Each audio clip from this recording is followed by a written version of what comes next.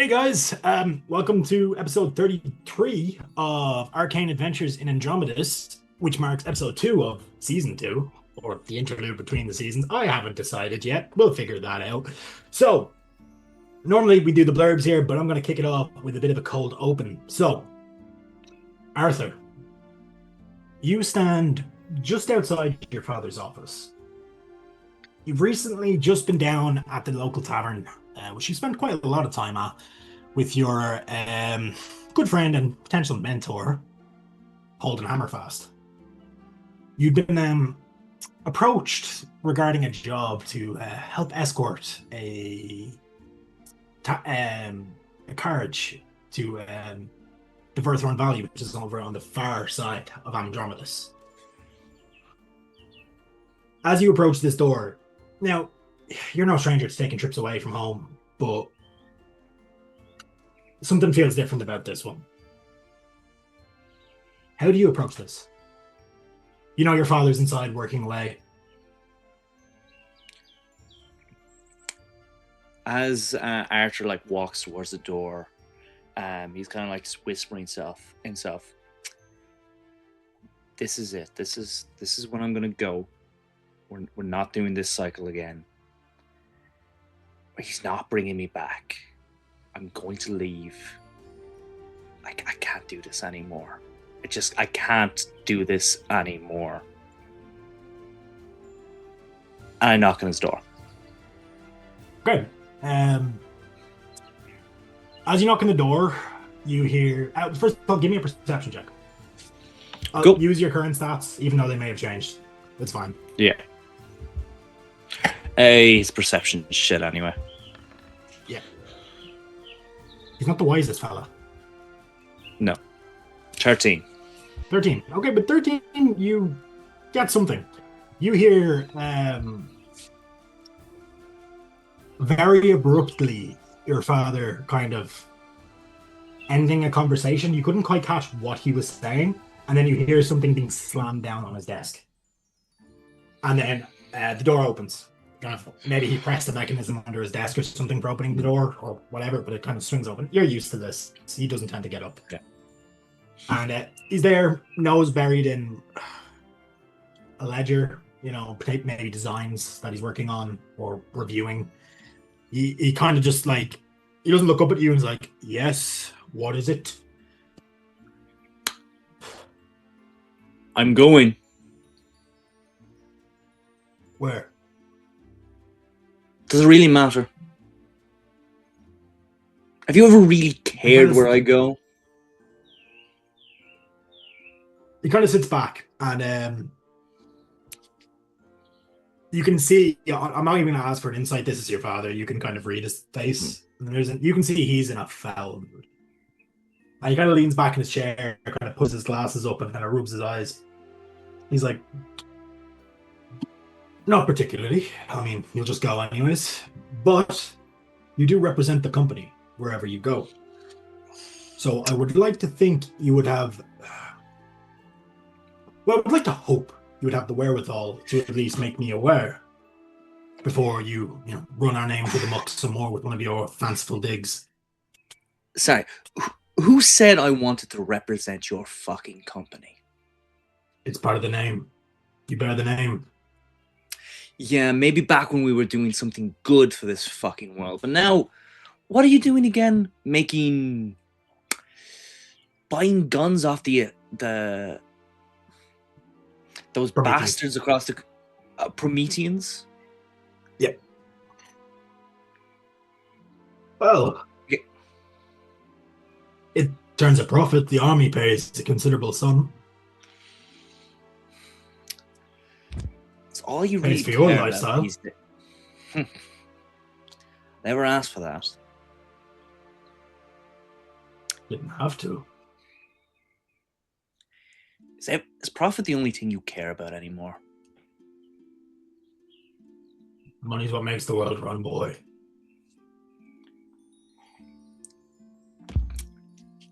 That's not what Mother believed.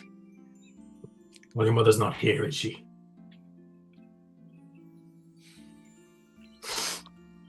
And whose fault is that? I'm going to turn around and walk out. Cool. As you turn to leave the door, as you shut the door, you hear glass smashing against the back of it, and you can make your way out of the the manor. You kind of pass a number of the guards that are hired mercenaries. A lot of a much rougher crowd than what would have previously kind of held up your father's kind of business. You previously it was actually reputable enough city guards that have been retired, that have been hired, but now you see a group that you would all recognize if you were here, but is the Fists of Emperor, which is the mercenary group that Max himself is with. You begin to make your way out back towards the tavern. What's Arthur feeling at this moment?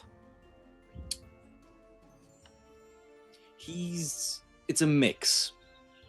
He's angry that he let his emotions snap, because he does genuinely feel like he's not coming back, at least for a very long time. And this is not how he wanted to remember this last conversation with his dad. But the bridge between them has been cracked too often. It is no longer there, really. And every time they have this conversation, anytime they have a conversation, it ends in an argument. Yeah, so with this, you kind of begin to, you leave the estate back into the city of Wyverntoe. You're about a good 10-minute walk from the major, where it begins to get busy again. Over in the 1 second here. Yeah, over in the Merchant's Quarter. You arrive outside the... Where is it gone?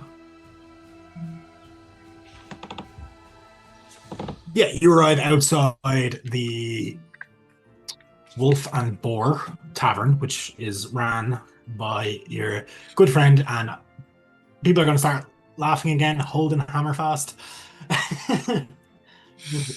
As you kind of enter in, you see he's there waiting, kind of behind the bar, cleaning a glass. You also see some sort of shadier types that you wouldn't have seen in here too often. Do you want to give me just a history check to see if you know who these are? Cool. Nat 1. Oh, that's a nat 1. Yeah, you have no idea. They're wearing dark robes.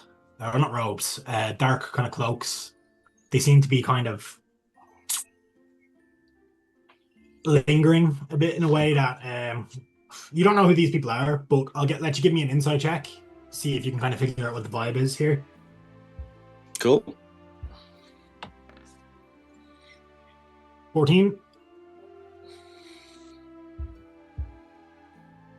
They're here with a purpose, but you're not sure why. I'm going to go up to Holden, who I assume is behind the bar, and just nod at him, and he knows my drink at this point. Yeah, I the bar is more or less, or the tab is more or less paid by the company, so it is just given straight away. I'd say at this point with the relationship we have, he actually doesn't charge you at all, so he just kind of slides your drink down the counter. You see, and I'll give you the insight check on him because you know him better. The DC is a bit higher. You see he is very much on edge, but after he kind of hands you your drink, he kind of nods and he's like, "Ugh," and then he gets up and he walks back out to the back room, and one of these guys follows him. He doesn't really come out for the rest of the night. It's not the last time you see him, but he doesn't come out for a good few hours. The rest of the bartenders kind of continue running the bar.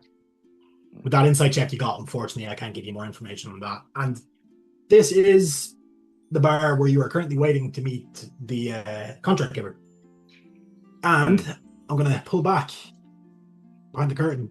You do see, I'm sorry, I'm going to drop the surprise here. Your friend your good friend Max over in the corner, in one side, Kiva far down the other, and Alara somewhere off in the distance. Kira, if you're in chat, we miss you. And then Ridmac, who the gnome who you started this journey with, is also hanging around. So this is kind of where the adventuring party came together. And with that, we kind of pull away back to the ruins of this underground chapel where you guys have been fighting quite heavily. Arthur, for some reason, this memory was just brought to the forefront. And so with that, we will get into episode 33 of Arcane Adventures in Andromedus. So, first things first, top of a bit of housekeeping here. Emerald Collective are also on the podcast scene, if you aren't aware. I'm pretty sure most of you are at this point. We've an ongoing Dungeons & Dragons 5th edition stream called The Violet Madness. This one streamed campaign now continues in podcast form, and you can catch episode 0 for an introduction to the unfolding events in the land of Castonia, where our heroes seek to put an end to the mysterious magical disease known only as the Violet Madness. We are currently on, if you give me 2 seconds, I will double check.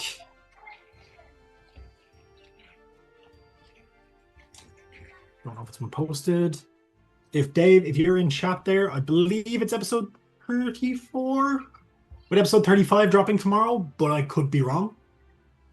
There, but yeah, definitely go check that out. It's over on all podcast platforms except for Spotify, as our views don't particularly align with what they are using quite a bit of their money to invest in. So check it out. You can find it over on our Patreon as well. You get it a week early there. If you fancy something shorter, though, we have a Call of Cthulhu podcast by Mark Corrigan, same GM of Shumic Games, called No Silver Linings, which features 15 episodes of chilling horror set in Silvermines, County Tipperary in 1919. That is up in its entirety on all our platforms. As well of that, there you can find it on the YouTube. I believe some of the episodes on the YouTube version have been remastered. So definitely check it out there if you are looking to get into some Call of Cthulhu. It's a great story. Genuinely one of the better Call of Cthulhu things I've listened to anyways in the past. Speaking of our Patreon, it's live. You can head over there by clicking the link that's going to pop up in chat. Depending on the tier you choose, you're going to receive some original monsters, magic items, and maps made by Kate here each month. There'll also be the opportunity to get early access to the podcast, as I mentioned, discounts on select items on Drive Through RPG, some shoutouts on stream, and bonus content, as well as discounts on commissions from It's a Map and Liz Shanghavi, formerly known as Zorb's Art, who's responsible for a lot of the art that goes up on our Patreon. We've also added a $1 tier for those folks who would like to show their support but can't stretch to the $5 or $10 tiers. And if you don't have the coin to spare to pledge, fear not, you can still give the Patreon a follow and get a free original monster and magic item for your trouble, plus even more free content on occasion. So make sure you stick around. There's some great stuff up on there. On that, we will come back to what we have coming up in the next week at the break. But with that, I'm going to kind of recap where we last left off. So, oh, thanks, Dave. Sorry, I don't have Discord open at the moment, so I appreciate that.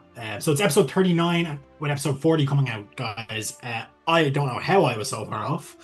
I might be thinking of something else. But yeah, in terms of this, where we left off, you guys had just defeated the entity known only as Shal Gruthar, who had been plaguing the valley with this sort of psionic ability to kind of invade the minds of people who kind of learn more information about it, making them become more fervent and fanatical towards his own cause. Having defeated him using the Reaper's Sickle, which was a group effort, the party woke up in the now wrecked library of Carthus 4 months approximately after they entered the demiplane that he pulled them into mid-fight. Setting off now in the dead of winter in the Verthorn Valley, which is not a nice place to be in the cold, especially when you're not traveling with winter equipment, which unfortunately the party did not have stocked, as it was still early autumn when they went under. The folks have arrived at a small roadside chapel, to which they were met by creatures known as undines, which are kind of an undead equivalent of some sort of water elemental, which fight using high pressurized water blasts that are formed from their own body. It was a rough one. The party managed to handle it, but as they were kind of exploring the chapel, kind of seeing what was up, they noticed that they were slowly but surely being surrounded by more of these creatures, potentially the same ones. It's hard to tell, as none of the party are particularly familiar with this type of creature. They managed to escape down into the basement of this, finding themselves in the ruins of what appears to be some sort of holding area, potentially. There's some rooms that could be considered cells lining this place, as well as a hallway kind of stretching off. The party have yet to delve down. They've just managed to defeat a horde of skeletons and zombies. Max, the barbarian here, making note that based on past experiences, these zombies and skeletons were fighting in a way that was far too organized to just be mindless, shambling undead. So they've decided to delve further in to see whether it is some sort of necromancer or the like that is causing this mass of undead to form. So where we left off, you were just about to explore down this hall. I believe you had all taken a short rest. Oh, and you great. did hear noise coming from the hall as well. Yay. Let's go find the noise.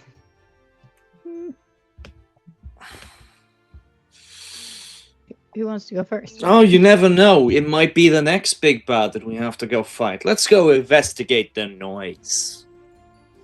And by the way, Keenan, you weren't here last session. You have all your spell slots. None of them were used. Which they would have been a short rest anyways. I use Nistel's magic aura on myself to make myself look like an undead when it comes to magic. You did. Yes. Now, just a bit of clarity, because I've never actually heard of this spell before. Yes. So magic considers you undead, correct? Yes. Yes.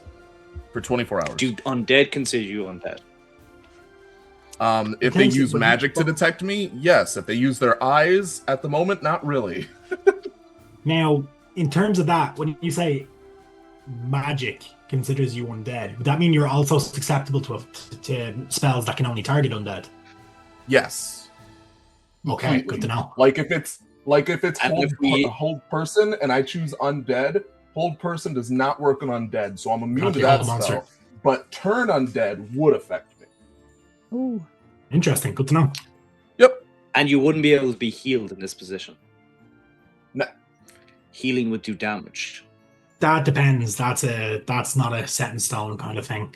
Oh, is that not a set stone? Okay. No, Well, that's it. That's a if home I rule. remember correctly, healing spells. Well, healing spells apologies. don't work on undead. If I remember correctly, They don't. The damage thing is Okay. homebrew probably. I'm sorry. they That's probably something I've done as a home rule in the past, and then forgot that I made it up or stole it from someone. Source, I made it the fuck up. It wouldn't be a home rule that I use, but it is a very popular one. At least as far as I'm aware, I've not seen that being written in any of the rule books. But I could be wrong. There is that many pages in those things. Yeah. So this hallway, just to preface, you've not investigated at all.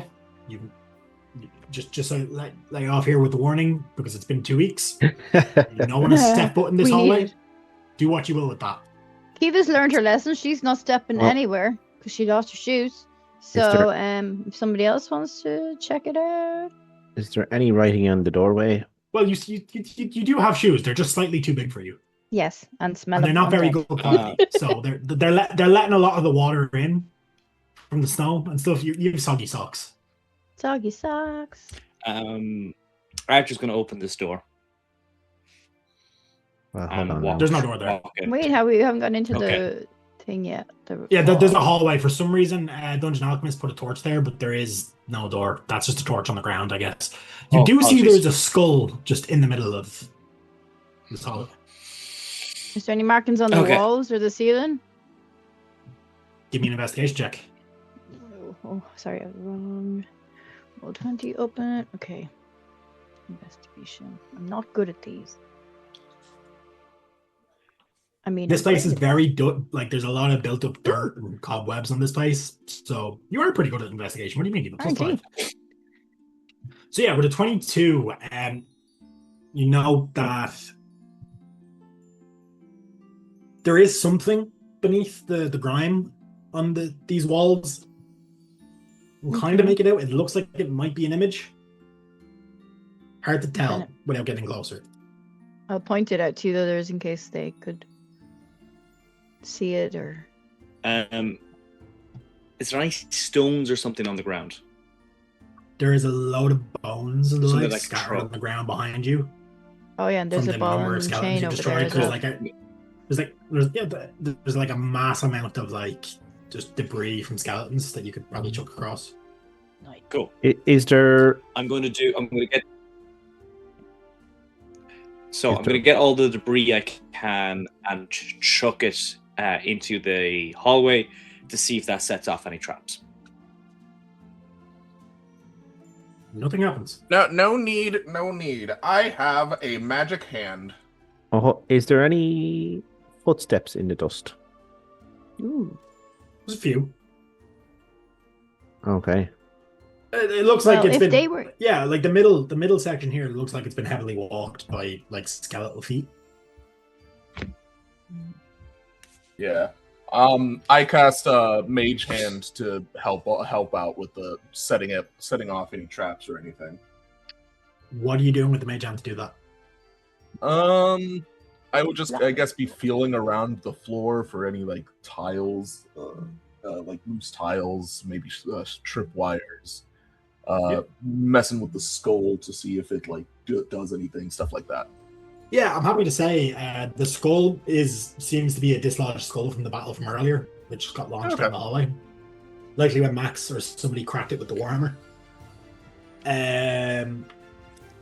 Asher's going to walk down the hallway. Yeah, nothing happens really.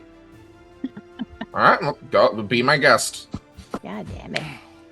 Arthur, But remember, I am the undead. Yeah. you make it down to the end of the hallway with absolutely nothing happening to you. Wahoo! I'm going to See, walk if in we were exactly going the to same die, steps as Arthur. We're going to. If we were going to die, we were going to die 4 months ago, or whatever, or 2 days That's ago. not how it because works. Time is weird now. Yeah, I think that's the way it works. If you step into the hallway, you can make it And down to the Archer door is at the going to end. speak from something.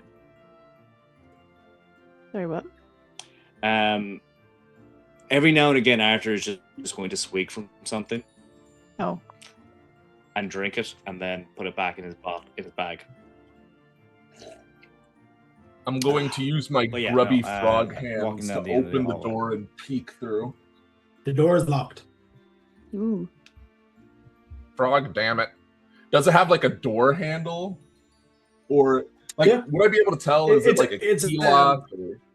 Yeah, it's an ornate iron door with the key lock in it. Okay. Because summoning an unseen servant to remove the hatch from the other side wouldn't work in this situation. It appears to be a key lock that you can. So I use my mage hand. I kind of jimmy the lock. I've done all I can do.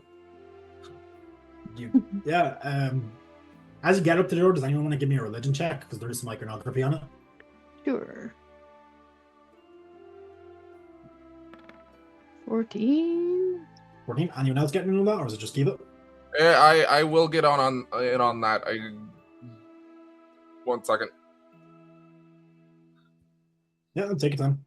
Who else would be like Sure. a religious person? We don't really have a religious person in the party. No. I almost clicked As a frog. monk, you're technically the closest, but like There it is. 13. Okay. I'll give it to the. Yeah, I'll give it to you with a 10 plus. It's not very secret lore. You see markings of Sylvanus, who is the god of the wilds. So, actually, buddy, if you had went down the thing, you probably would have gotten him straight away if you had gotten closer. As he would be kind of the god that presides over the domain of druids, druid craft, and the likes. So yeah, you see a number of kind of like archaic, like artistic depictions of trees that are just heavily caked in this dirt and dust and grime. This place has been abandoned for a very long time. Does this mean anything to you, buddy? Does it, Carrick? Like I said, you would know this that this is the god of the wilds. This shrine was like this temple, small church was likely a place where people may have gathered to pray to him in the past. We searched Yeah, all what, the. what I'm going to do skeletons. is going to rub the dust off the wall and see what as much of the image as I can on the walls. Yep. If you go start trying to clear the walls, you'll see very clearly once it kind of starts to fall off in like these large chunks. You see images of a. Let me just pull up a picture. Kind of a green-skinned kind of deity with a leaf, like leather armor that looks like it's almost made of leaves, wielding a kind of a warhammer. There he's battling against. Just give me one sec here. Let me get the description of this guy right. It's in my notes.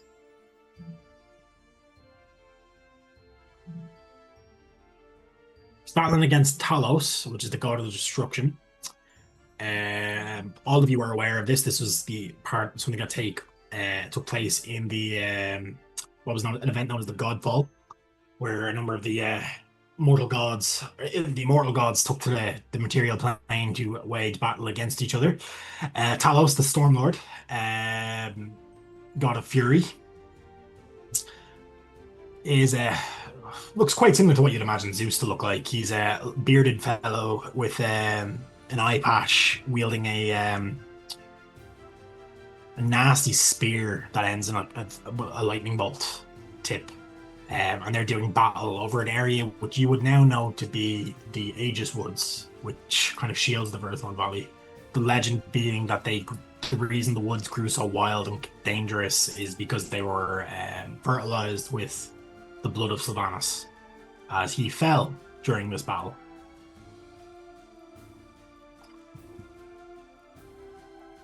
Now, gods dying is a bit of an arbitrary thing. I'm giving Buddy this because, obviously, being a druid, you're very well read up on this lore, especially considering where you are. Yeah. I'll just relay it as you're saying it. I'll kind of relay it as if I'm almost talking to myself, but out loud. Yeah, so like, this seems to recant that story of the battle. Recount or recant? Recant, like, I guess what's the word I'm looking for? Like, just it keeps an account of the story. It's kind of like they think of it like, I guess, for want of a better word. No, I thought it's like this. You said it's recant or recount. Yeah.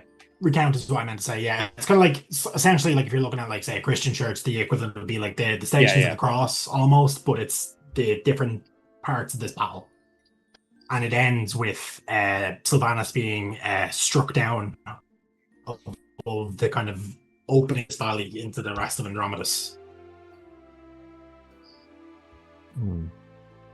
Does the metal door seem out of place then in a place like this? If it's what I'm taking from that is that's. I would say so. Yeah, metal door, like it is carved symbology of him, but yeah, it would seem out of place. Be the first thing. That's a bit strange. And there's it's just a lock hole. There's no. Just like a normal door with a lock hole. Seems to just be a standard lock door. Yeah. It seems to be just a standard dividing door between what's back there and what's out here and what the purpose was.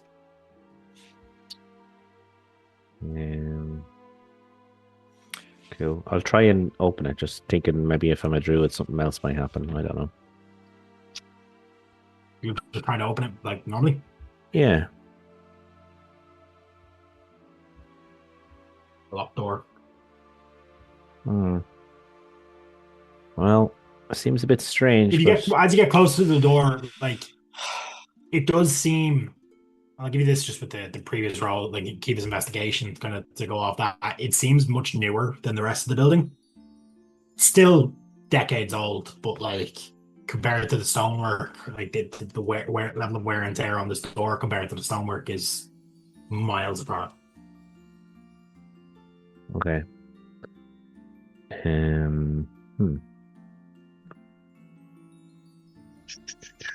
I will say, as you're that close to the door, though, you do hear the rattling of bones behind it. I think there's something in here, guys. And I'm going to cast on God. myself. Don't worry, just on myself. God, do I Primal's. have to do everything? And I'm going to go... If my browser... Just say, what are you doing with the primal savagery? I believe that had to be cast before I use it, is my interpretation of it. I think it's you activate it as you use it. Was Okay, my that's fair. interpretation. Seems- However, you would know that does acid damage. So if you want to try and mess with the lock with that, you might be able to do something. If you want to give me a survival check. what I'll say is, because I think Arthur wants to try something, I'll say is I'm just getting that's coming on. So them spikes are kind of growing out of my end of my fingernails. It's like overgrown thorns just growing literally out of the beds of my fingernails. And as that's a bit painful, so I'm kind of dealing with that as Arthur does whatever he wants to do. Yeah, so what I'll say is that we will treat that as you holding an action for if something comes through the store. Cool. Yeah, so the rest of you, Arthur, I do you're coming to pick the apologize. lock, are My you? internet does not seem to be the best at the moment. Yeah, I'm Okay, no worries. working on settings to make my internet a bit better.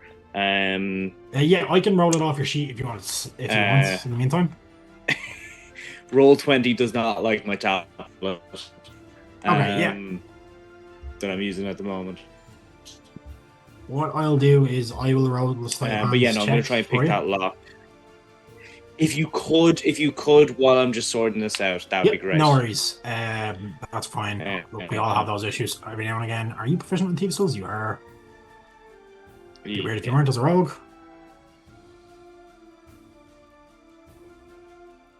Doesn't want to roll for me either. Yeah. Strength. Why would you use strength for that? Oh, dexterity. Yeah, not that rogue of you, rogue, but like that's a 13. Which look, DC was 10. Wasn't a complicated lock. You hear the lock click. Door doesn't swing open. Obviously, you have to push that yourself. But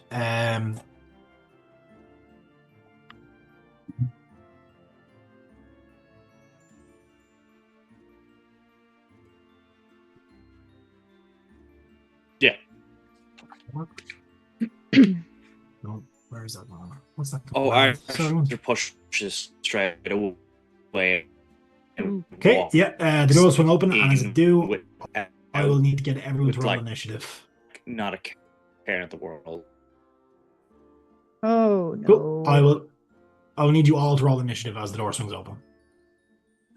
No, thank you. Okay, now. Can we just close the door again and run up the stairs? Nope.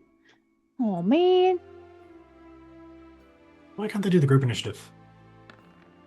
Group initiative. Yeah, I've set up an API for this to just roll everything. Whoa! 10. Sometimes I like to roll a low initiative, actually. It gives you time to assess. to see other people getting squashed. Yeah,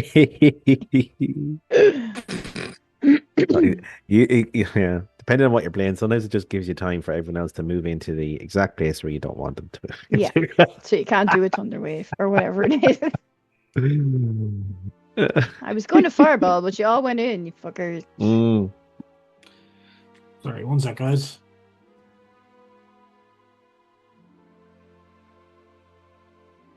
I actually can't. I can only see on the dynamic lighting because I don't look at it on Twitch.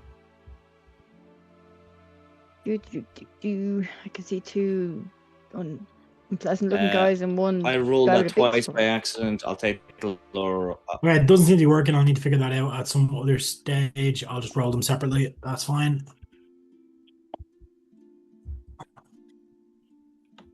Guess I'm going to be using this for a while. Want to do it? What? Roll20, what are you doing? Oh. They just treat him as a normal skeleton in the thing. That's fair.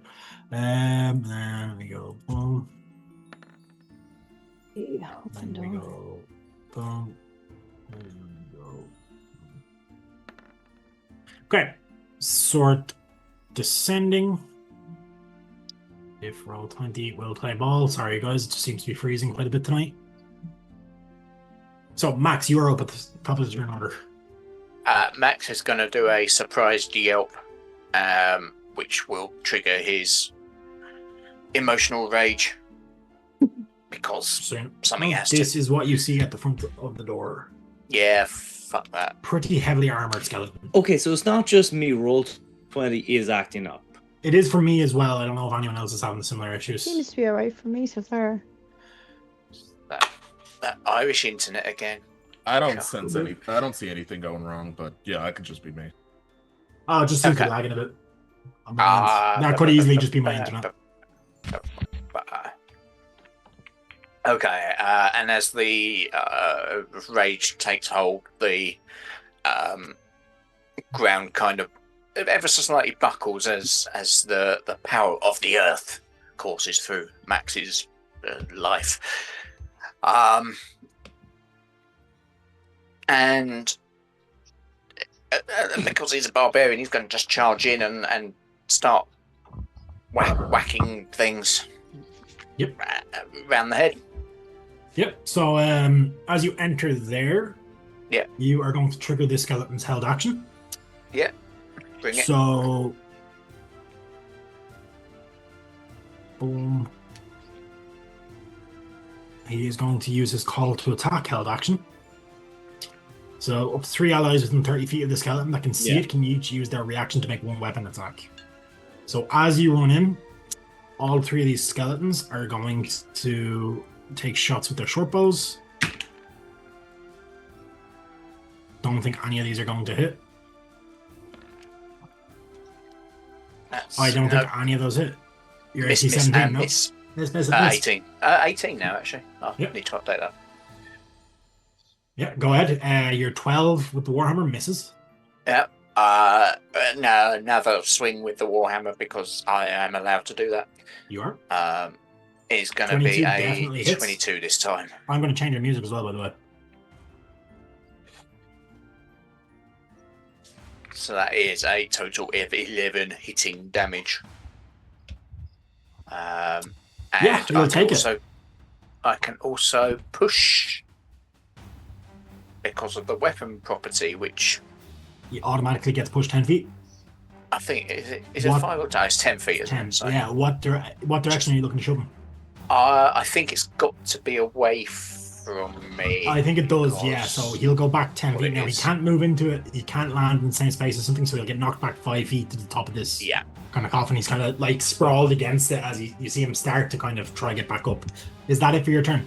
I have 5 feet of movement. So are these columns or pillars They are. or something? Or Yeah. pillars? I'm gonna kind of duck behind-ish here so that I clear the doorway. Yeah. 10 feet. Oh, 10 feet straight away from yourself. So yeah. Yeah, yeah, it kind of bounces off the other skeleton, so that's why I can't go to 10 feet, but it would have otherwise. Yes. Yeah. Arthur, you are up.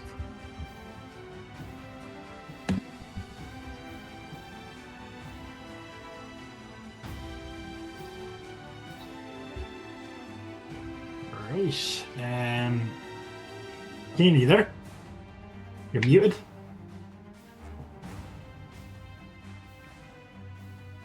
That'll be the sound. Could I also say maybe if you turn off your video ninja, sometimes the sound comes through because we could still hear you a bit better. People have had to do that before when the internet's bad. Okay, so Did you cut out for anyone else there, or was it just me?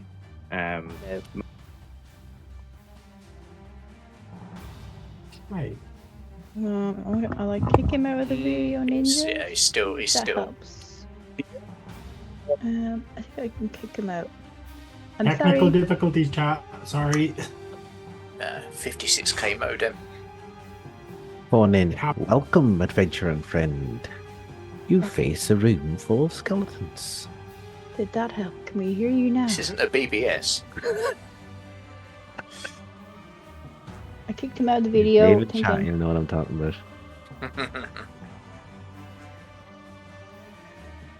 Did you I just was kick? like, oh, I Yeah, did you're not kick. moving from the video and just to see if his internet stops. after that, but he's No, not Roberto using just it. turned off his camera for a second. Oh, okay. All right. That's all I'm right. not kicking everybody out. Hurrah! Go, come back. King are Muted. definitely not muted. He's not. He's in the he's in the Zoom chat, but he's not muted. Now, do you want to Back. move on to my go, and then we go back to him if we. Yeah, you're on a similar turn order, so I was going to go to Kiva's turn, and then you can go again after it. King, if we can't hear you, just see if you can get a chance to figure that out. So we'll just say you can take your action on that after. So Kiva, if you want to go. Okay. Yeah. Oh, he's joined. Oh, wait, again, King, I heard you. Good. Perfect. Yeah, I you're don't. back. Never mind. I cast Eldritch Blast. Okay, roll to hit. Which guy? Yeah. I'm getting 2, so I'm going to do the 2 back guys. Two Who black seem guys? Okay. less heavily armored. They are. You need to hit a you- 13. Okay. You hit both. Cool.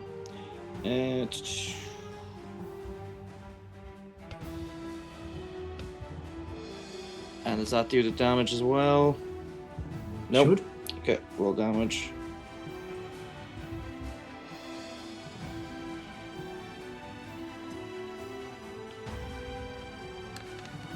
Sorry, for some reason the thing is just not working properly on my tablet, so I'm using my phone to roll.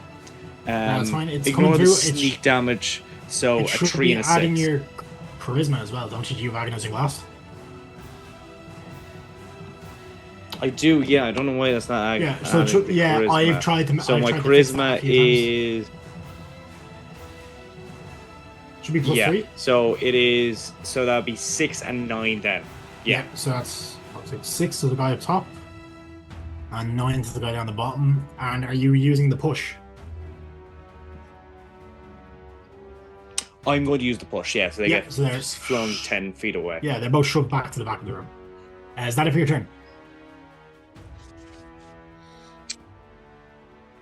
Yeah. That is it for my turn. Okay, Kiva, you're up. Okay, Kiva is going to go. Do. Up to this guy. She doesn't make that noise as she walks. Do. Okay, glaive to his face. That is a.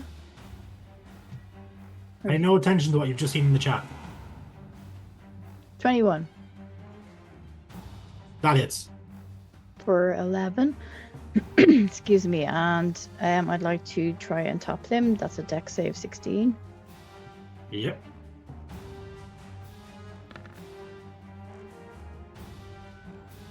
Oh no, Fails. he's fallen on his blood. Okay, so second time I will try and hit him again with advantage. 25. Well, actually, I would say he actually has advantage on that save, but he still fails. So, but yeah, 25 hits. Okay. 11 more slashing damage. So that's 22 altogether. Yep. And then I shall do my flurry of blows. So there's Yep. one. 23 for 10. Hits. And the next one is 18 for 9 bludgeoning. How do you want to do this? Oh. Well, if he's on the ground, she's just gonna smash through his skull with one of her fists. Yeah, so he's kind of up against a what looks like a small, like kind of sarcophagi kind of tomby thing. So you kind of just jump up and stomp down on his head. Nice. And yeah, he's no more. The guy behind him is standing there, ready to Hi. act. But yeah, that's That's all me. for that guy. It's all hero. Did not even get a turn. And next up is the skeleton at the back of the room that is the most heavily damaged. He is going to take a shot at yourself, Kiva, with a short bow. That is a 12, which misses. Mhm. Corbel, you're up. Wahoo! Okay, so I'm gonna go 5, 10, 15. Would I know from the way they're looking or like whatever if they are hostile towards me, or if they sense me as an undead. Give me an insight check.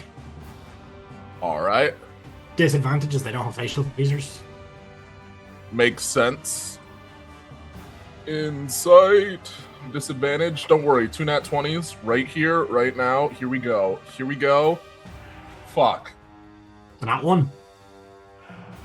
You are That's not absolutely one. That's certain. a 5. Isn't the 5 not one? No, I have a +0. Oh, right. Just the red tick made me think it was not one. Never mind. Yeah, the 5. Yeah. You are absolutely convinced they do not see you as an enemy, and they are definitely your best buddies. Awesome. So what I'm gonna do is I moved how much? 5, 10, 15, 20, 25. I'm gonna move over here. Yes. Bonus action shillelagh. That's my that's always what I do with bonus action. Main action. Have any of them been damaged yet? I know this guy died, but have the other ones been damaged yet? Both back are heavily damaged. All right, cool. I'll Eldritch blast both of them. Cool. Rinse and repeat. Worked for Arthur, might work for you. Hit and a hit. Let's go! All right.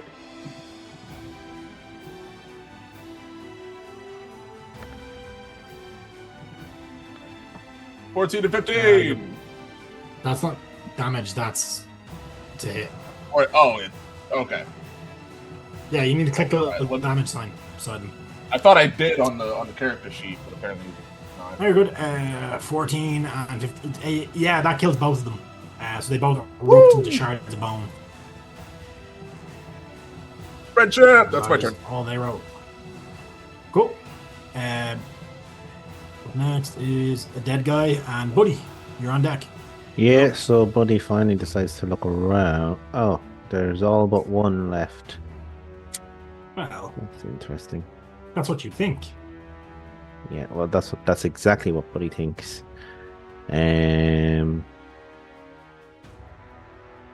Okay, he's just a normal 5, 10, 50. Yeah, but he's just gonna move this way. He's just barely gonna have enough. 30 feet. And those fingernails that now look like really gnarled blackthorn, but like even thicker, are just gonna screech out and dig and scrape across this fella's bones, hopefully. 15 to hit. It's And it does 13 acid damage. exactly the amount of hit point he had. How did he do this? Just scrapes along his bones and digs in, and next thing it just takes a chunk out of I suppose it takes a chunk out of his rib, rips a section of the spine out. Yeah. Dusty marrow floats into the air and the thing just crumbles. Good to know. The acid begins to eat away at its ribcage and just begins to turn to dust. It's a very old skeleton. It's very, very decayed. The room is cleared, and you would have expected this to mean that, it's chill, but as that happens, you hear the thudding of very heavy footsteps as the wall beside you erupts as this creature charges through it. Can I get a dex save from Gorble, please, as you're right beside it? What the Oh. fuck? Dex save. Yes. Dex save. Where'd the character sheet go? Just to see if you're caught up in the rubble flying out, and then I'll also need to roll something in a second. Oh, easy clap. I have never once had a problem with dexterity saving throws in my life. See, 20. No problems. Yeah, cool, you're good. That doesn't happen. However, Keith, you, let's see, this hits. Does a 15 hit you? It does not. Okay. 21 AC. And that is it. Yeah, that's Saplin's turn. Max, you're up.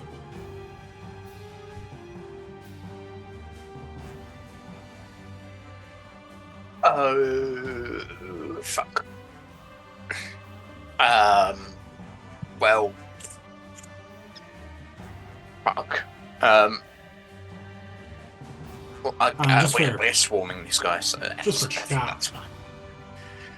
That's fine. That's just fine. Fine. I'm gonna hit him. Do I get flanking?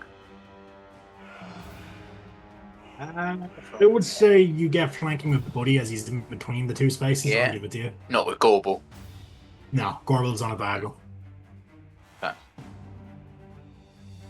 No, I'll take it. I won't argue.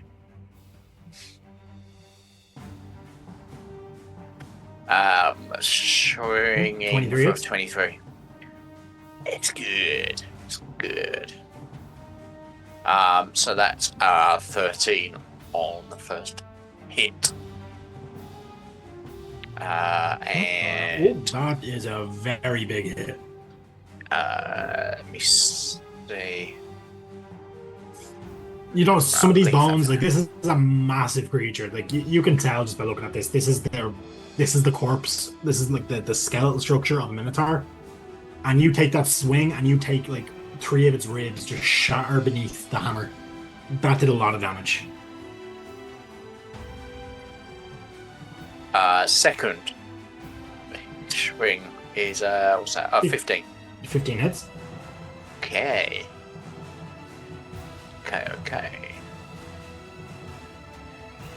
That's just 9. Huh? Yeah, 9 damage on that. How big is this? Well, not that it matters. Not that I want to be pushing it. It's about 10 feet tall. Be considered Actually, creature size. Be considered large. Bonus action. I'm gonna harden my personality with my earth element. Basically means I can't move, can't move or be moved, and reduce all non-magical bludgeoning, piercing, and slashing damage by 1d4 if I take any. Nice. So you already until my half it, next and turn. then you'll reduce it. That's nice. Yes. Arthur, you're up. Cool. I see this big fucking thing in front of me. Where'd you go? I don't know. Back on the map. Where am I on the map? Am I beyond? You've got the base. it's- Okay. Oh, there I am. That's strange. Okay. Oh, you're behind. Well- Keith. Okay, that's even stranger. So we'll look at this big thing in front of me, and I'm gonna Yep. go. You're not that fucking interesting. Eldritch Blast twice. Cool. Roll to hit. Yeah.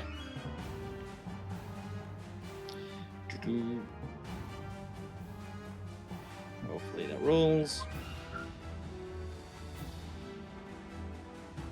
No, not rolling. Fuck you. Ah, Jesus Christ. I got a low roll 20. Works so well. It does most of the time. Does most of the time. Maybe I should just blame Carrie, to be honest. Yeah, blame Carrie. Yeah, if you're not blaming the DM, Don't look- then you're not. He a didn't real say team me. He player. said Carrie is in the county. Oh, Yeah. well, I'm still blaming you. Blame Carrick. 11 misses. Okay. 17 hits. Okay. Hits. Cool.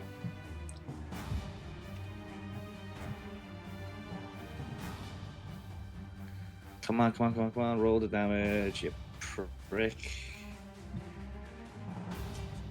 I've clicked it. That's fine. It'll take it this time.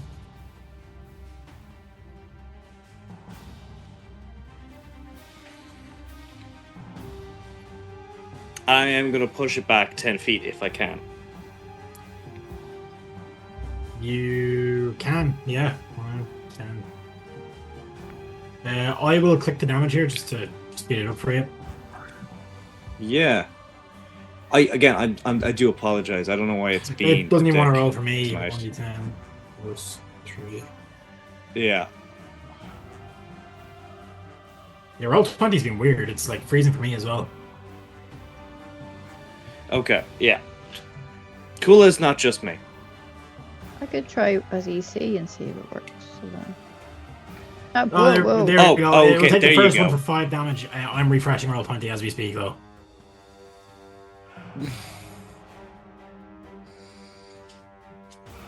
This might take a 5 second, plus guys. 3, so that makes it 8. Where you? Yeah, that is oh yeah, maths. 5 plus 3, 8. Yeah, it'll take the 8 damage. It's still standing and it's pushed 10 feet back. My roll 20 is just reloading, so this might take a second, guys. As a Yeah, you could read Nari. as a bonus action, I'm gonna give the middle finger, and that's my turn. Okay. Kiva, you'd be up next. So, where did big guy go? Through the door? You got pushed back through the wall, so Through the you can wall. just move through that door. Okay. He's right on the other side. You can see him. The wall's been taken down. Or the wall. Ah! Oh, I'm on the wrong roll 20, but never mind. Okay, can I skirt around him a bit so I'm not blocking the door? Or is he taking up? You can. I'm just trying to open roll 20 again because it's just frozen on me. No worries. Yeah, you can move to wherever you want there as long as you don't leave its reach, which is 5 feet. Yeah. Just to leave some room for everybody else. Okay, so I will try and hit him with my glaive. Oh, now it's the curse of roll 20 has hit me now. Sorry, chat. This is unfortunately sometimes happens. I shall refresh. So you are hitting him with the glaive, right? Yep, that was the plan. It's just not any roll, is it? It didn't know, but I went out and went back in again. Did it roll? I'll click it here for you just to see if it goes for me. Cool, I'm back in anywhere. I reloaded roll 20. Yeah, it froze for me instantly when I opened your character sheet. So this is going to be one of those games. Yeah. Hold on, let me try again. There we go. Oh, it worked for me. You got a 22 on what I rolled, so we'll take that. Yeah, you hit. It's for 16 points of slashing damage. Yeah, I'm gonna assume this guy can't be toppled. Yeah, it's immune to the prone condition. Now maybe Stunning Strike. I'm trying to remember. It's not point using it on like a monster, is there? It's undead, so you don't know what its constitution would be, but a 10 is unfortunately a miss. Cool beans. I will just do my then. Actually, that's a nat 1. Womp womp. Hold on. Have I Sorry, got Kate. inspo? No. I've got an inspo. I'm using it. I'm not Really? having what Okay. happened last time. Okay. Oh yeah, that's fair. You rolled 100, which is the worst one. You just you get incapacitated instantly, and it's terrible. Oh, I was fucking. Oh shit! I hit glaive there by accident. Sorry, I meant unarmed strike. So now I'm really confusing. Roll 20. Sorry, roll 20. We'll wait. 5 to 7 working days.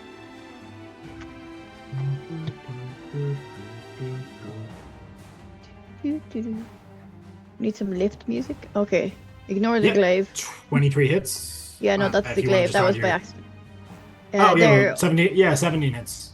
Cool for 9, and my second one should come through any minute. That 9 seems to be doubly effective. You like punch a chunk out of its ribcage. Oh. The slashing didn't seem to do much. Second one was 16. Yep. That hits as well? Oh wait, no. Yeah, that hits. Cool, so that is 7 bludgeoning. Yep. And Takes that's it. me. Looks unhappy. Didn't info off. Dead. Gorble. I am up. It is me time. Teddy's not off. This is a big old fuck-ass skeleton. So what I'm going to do is, where's the character sheet again? There it is. Jeez, I have too many tabs open. I am going to cast Hex on Big Boy right here. Yep. It doesn't make a saving throw, right? It just Nope, happens. just Yeah. just gets that slapped onto him. Cool. And then What are you hexing specifically? oh yeah, that's right. I'm gonna do strength. Cool. And then I am going to booming blade my boy. Which requires an attack roll. Where's the shillelagh thing? There it is, bam. Oh, you're Bam. stacking Shillelagh and Booming Blade. Oh. Yeah. That hits? Yeah, that's. Oh no, 10. Sorry, no, 10 doesn't hit. Yeah, I was about to say, I was like, I thought that was damage. Yeah, no, 10 misses. Kind of just bounces off. Would I get flanking from this with Kiva or no? No, not that. Okay. That's fair. Because you're swinging through a door like like around a corner. She's Yeah, Kind of right that's there. fair. Yeah, because I couldn't get on the other side of him if I wanted. no. Well, you could try. You'd have to make a dex check to see if you can get through his space. But you wouldn't be able to stay in his space. Like Kiva's technically within the 5 feet here more than like there. Yeah. I'm just trying to see if there's anything I could do to try and save this. No, I would say that's a miss. There, I don't think there's any way you could have gotten advantage. You do have 2 boons and an inspo. Do you have a boon? I will say. I do have a boon. You not move in and move around, no? No, you can't stop in a creature's space, and you won't be able to flank with it unless he does. I don't think it's super important. I'll pass. Okay. Gorble, it's Buddy's turn. Actually, I'll move out of the way so somebody else can get towards the door if they need to. Then I'll end. Wait, where did the other one go? What other one? There's another one? There's supposed to be another one in the turn order. That isn't. Is I there don't believe you. Yes, there is. another Minotaur? Yes. Well, clearly it wasn't on the it wasn't in the page, so it doesn't exist, right? It was in the page. It's just I didn't roll initiative for it. That feels like a you problem. No, Yeah, it's a honestly. you guys problem in a second. Buddy, you're up. Cool. Well, I'm going to do what Gorba couldn't. I'm going to move in here. Yeah. Get me advantage. You. I'm can't going to stop be there. so excited when you eat shit by You trying wouldn't be able to to occupy that space because you're caught between it and a wall. You need to move through. Oh, right, okay. Yeah, you can't stop on top of its token. Well, okay. Can I just move? Okay. Well, I got to move in you can't anyways. occupy. You can't. Yeah, you can't finish your movement in the same space as an enemy. Okay. That's balls. Let me Like see. if that door was open, then yeah, you'd be able to do. There's a door there that was open. You'd be able to do that because you could step into the doorway. But you'd be squeezing through a really narrow gap between this creature and the wall. Cool. I So can you see wouldn't him be able from. to really. Okay, that's fair. You do anything physical. I can see him in a straight line then through the door. Yeah. Can you? Boom. I'm just gonna kill him. Hopefully, lightning bolt. Why didn't that come up? One sec here. Looking at move. No, I can't. The dynamic lighting is all one line, otherwise because I imported it. Otherwise, I would have just removed this wall because he busted through it. Just try that again. It's been slow as fuck. Tis.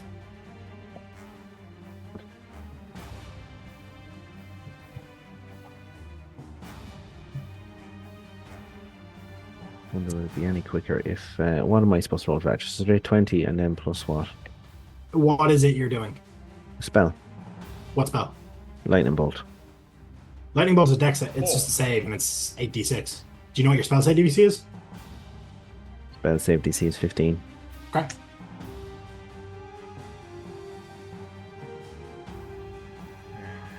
Dexterity. Failed, so it's going to take 8d6 points of lightning damage. Yo, let's see if I can get this. 8d6. Yep. Plus, bear with me now. I'll do that. See if it comes up on this. it feels like it's going to be a lot, but sometimes these things don't roll as high as you really want. Yeah. 8d6. Like Fireball, when you hear 8d6, you think, oh, that's going to be crazy damage, and you do like 24. Do I add spell attack bonus to that? No. No. Oh, that's alright. I'm new to this kind of stuff. Here we go. Let's roll in bet. That's 32. That does it. Going That's fucking like nice. That's exactly 2 points more than you needed. So you kind of channel this like lightning, and you kind of burst it through the wall, and this thing shatters into a million pieces. Kiva, you have to kind of hit the deck so that the shrapnel doesn't rip you to shreds. And it dies. Anyone for a barbecue? Well, there's no meat on it.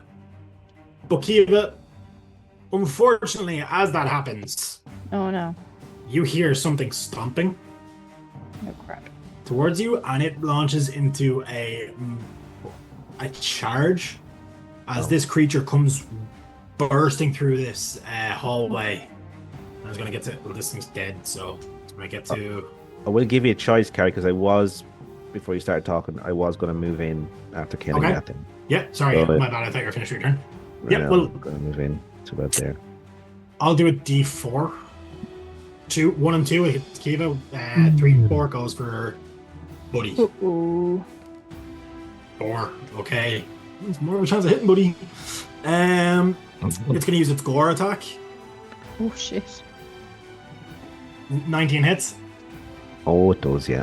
Yeah, so you are going to take, because it has its charge ability, it moved at least 10 feet straight towards you and hits you with a gore attack on the same turn, so you're going to take 48 plus 4 damage. Hmm. 27. Oh, that's nasty. Now, Okay. Buddy, you're a druid. This is not your first time being gored by what's like a bull-like creature. It happens in your line of work. But this thing just charges, and like, what looks like it was it's running on its 2 feet, and it looks like it's just charging towards you normally. But as it gets about 15 feet away from you, the head and body drops as it just launches itself towards you head first. And this massive, like, skeletal, like, bull skull horn just impales you through, like, your lower, like, left side. And you're kind of, you take a big chunk of damage. That's nearly half your hit points in one. Oh, it's going to be sore. It is fucking sore. Jesus That's Christ. I feel like I need that's the gonna- toilet. Oh, no. That's gonna leave a scar.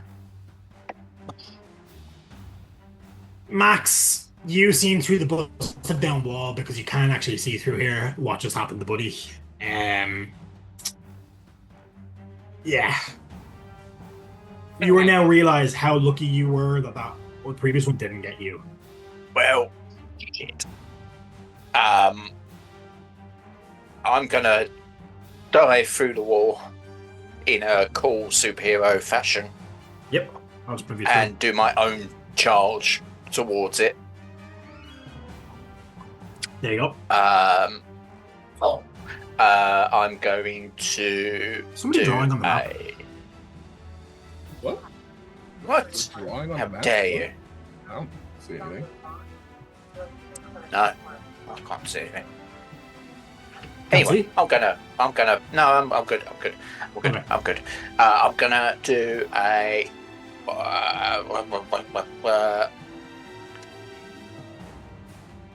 I'm gonna do a. Yeah, I'm gonna do a reckless attack Okay. with distracting strike attached. Oh, nice. So Kian, thanks for the gifted sub. As your internet is crashed and you're not currently in the game, I'm happy to allow that to count as an inspo because you guys need it with the bad luck you're having tonight. Bad luck, we're acing this. well, But what like he you're needs the to only do- you're the only one who needs No, no, one, no. so it goes in the pot. What he needs to do is realise I've just rolled a Not natural 20. 20. Okay. Awesome. So you're gonna do 4x damage here. Holy shit. Yes, But I am. this thing does not like bludgeoning, so Let's roll me normal. Let's roll me damage. Yeah. Oh, make it go. Oh, that's a bit shit. So 8 bludgeoning, 2 rage for a total of So 10. that's 8 by 2 is 16 by 2 is 32. 32 plus 2 is 34 points of damage. Plus to add the total to the damage roll, superiority die, which is a d6. Which would double because it's a crit, so it's 2d6. Roll.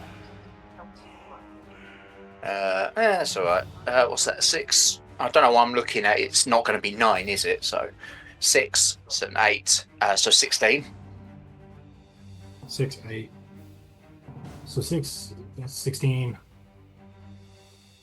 So what did you get on the superiority die? Did you roll it? So superiority die. Oh no, sorry, I've rolled 2. Sorry, that's just 8 on superiority die. So you got an 8 I've got on a 6 and a 2. superiority die. I've got a 6 and a 2. So that's 6 and a 2. That's a double die for 2, and then it's vulnerable, so it's 16 extra points of damage. So that is a total of 50 points of damage, if my math is not mistaken. Sure. Why not? So, what does it look like when you take this thing deep into bloodied status with 1 attack? So I have gone through the wall and almost jumped to the point I'm at now, bringing this down on this head of bone. I think. I mean, it's gored, so it's probably down low. Yeah, so is. just its head is, and its horn is still firmly planted in Buddy's abdomen. So yeah, I'll probably say that it looks like the horns stay where they are, but the head drops somehow. Oh, you could have dislodged the It's horns. that hard. Yeah. Yeah. Done everything for yourself? No, because I get another attack. Oh fuck! You do get another attack. Which actually, sorry. Give me your D100 as well, by the way. Oh yeah. Like that might do it. No, that would be won't 1. do it. That's unfortunate. Regular critical hit. It's the only number. Like everything after 1 is something, but 1 itself is just a regular critical hit. But Another one. I'll just swing it. No, I'll just swing it. regular. Yeah. No. Nothing happens. Swing again. 13. Or you don't That's you're reckless again. Yeah, it's still reckless. So yeah, 26. Which is a total of 18 damage. Bloody hell. Really? Ouch. 16 bludgeoning plus How 2. do you want to do this? Oh, yeah, That's that's total of right. another 36 Yeah, points of damage. So yeah. Yeah, that's good. And the second hit definitely just the horns can't stay up with gravity, and everything just comes crashing down, leaving the body for a minute before that kind of just goes. Yeah, so what kind of happens there is as you bring the Warhammer down for a second strike on top of its head, the skull caves in and shatters, breaking away from the 2 horns. One of them clatters to the ground. The other one is still impaled in Buddy, but that's probably for the best, because otherwise he'd start to bleed. So, this thing is dead as fuck. Again. And, yeah, you notice this kind of greenish wisp of magic begins to just, sort of dissipate from where its eyes were as it meets its end. As I will take us out of initiative. That's quite a lot of damage. You did nearly 100. You did 80 something points of damage there. Holy shit. I don't think that's the most damage I've done. I think Kyra's done more in another game. Yeah, rogues are, yeah. But then that it comes down to custom rules as well. But yeah, that does. Yeah, in Craig's games we take the max. We double the max roll of the dice. Where I think that's crazy. I love when it's done for a DM, but I think as a DM, no. I'm also not as brutal as Craig in combat, so I just don't need it as much. Buddy, okay? At times. Yeah. It was. Oh god. He was here 1 but he's minute in a and he bad was way. gone the next. Yeah, Have you got any potions or anything, buddy? buddy, could I just get, as you took so much damage in one hit there, can I get a Constitution saving throw just for blood loss to see how you're feeling? Won't have any health point impacts, but like 22. Ooh, nicely through the done. wall. you're Wars. actually all right. You're actually okay. Like it didn't hit anything vital, as it kind of just pierced through like muscle and out the other side. Like it didn't nick any like major arteries or anything. So yeah, you think you can remove it and chuck a healing potion in, it'll heal up. It'll leave a gnarly scar, but it'll heal up. More scars. Oh god. Stand back. Yeah, did you say you have a potion? You guys Oh, all have potions of greater healing. Yeah, I was just double checking. Do I don't. Yep. You should. I'm gonna. Yeah, well, I'll chuck one of I mine gave you over a- to him because I damn. gave you a Resident Evil heals and ammo room before the major boss fight, and none of you ended up needing the potions, so you all have a No. potion of greater healing. You know, I'll chuck one of mine over to him. Yep. Got them in, yeah. Jesus. It's good stuff. Yeah. Thank you, Max. What is that? So greater Great, healing great is I can look it up. 1,000,004 plus 4. It's on here. It's as 44 plus 4? Plus 4. Yeah. Yeah. So you're taking that as an action, so that's 4d4, that's 4x4, which is 16. 16 32. plus 4, 20 20. hit points altogether. Nice. That'll do 14, nicely. 4, 8, 12. Oh, no. Yeah. So Oh, that brings you back up nearly to maths. full. I think that's more damage than Buddy's So- taken in nearly the whole campaign. That's crazy. I think it's definitely the most you've taken in one hit. Oh, in any battle, I would actually argue, but yeah, I've been on the. But there you go. Oh man, Max, Yeah, you usually are fine. that is better than some of the Um, stuff I've had in some shit bars. Man, what are these things? What are these things? Are they not the Minotaurs. ghostly apparitions of the god thing What? that you saw outside? How come I can't move Buddy now? Buddy, do you want to give me a nature or religion check? Sure, nature. Might be better. Bum bum bum bum. No, my nature isn't actually as high as I thought it would be. 14. Yeah, nature should be a wisdom skill, but it's actually an intelligence one for some reason.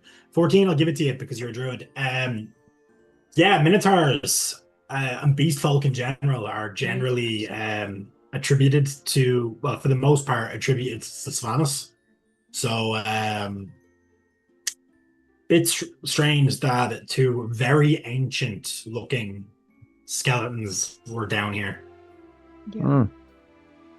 And with that, as you kind of look close, there are a number of druidic symbols carved into the bone of their horns. Ooh. Okay, what do they mean? Do you speak druidic? Absolutely. I would assume so. Yeah, so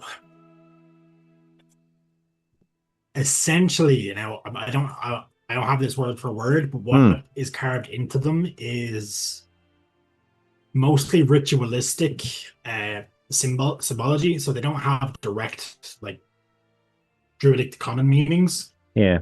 But yeah, they're symbols that are intended to channel the power of the nature god. Interesting. You would guess based on that, and then like some of the tattered garb that is left that hasn't rotted off these corpses. These minotaurs may have once been druids. Oh. Interesting. I think we should. I mean, it seems that these, and I'm just adding 2 and 2 here, probably protecting something. I mean, we probably should have a quick look at this, guys, out here, and I will just walk out and look at this coffin thing and what, like, there's something being protected, anyways, guys, and it's that's what the druidic symbols are. And Buddy's hand, I'll just kind of wave around, and I can start looking here as well to see if there's druidic writing on this or anything. Yeah, there is. Give me 1 second here. I'll get it. I have my notes somewhere.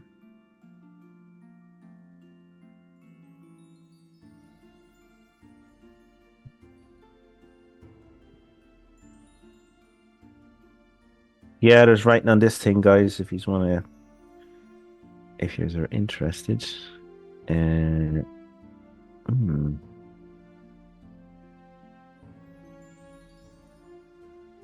God, that's interesting.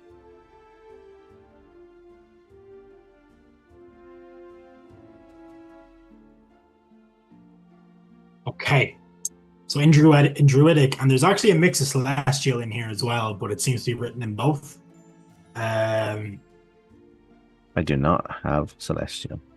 No, but you can gather because it's like the majority of the words. It's like a phrase that you recognize from kind of scriptures and teachings about Sylvanas. A fierce bough of the Oak Father now has fallen to feed the roots of tomorrow. The fierce bough has now fallen. Bough is in like the bough of a tree. Yeah. The All Father, is that what it is? Yep, the Oak Father. The Oak Father now Sylvanas. faces tomorrow. What was it? The fierce bough of the Oak Father now fallen to feed the roots of tomorrow. All right. That's all that's written on this. There's a symbology, so there's leaves and like scattered about and like winding vines carved into this. What you thought was a stone coffin, but now that you're looking at it, it's actually petrified wood. Holy shit! Right. It's petrified wood. Yep. And is it a chunk of wood? Like, is this like a relic of the Oak Father? This looks like it's a coffin carved out of wood that has since been petrified from age. Okay, hell. Right.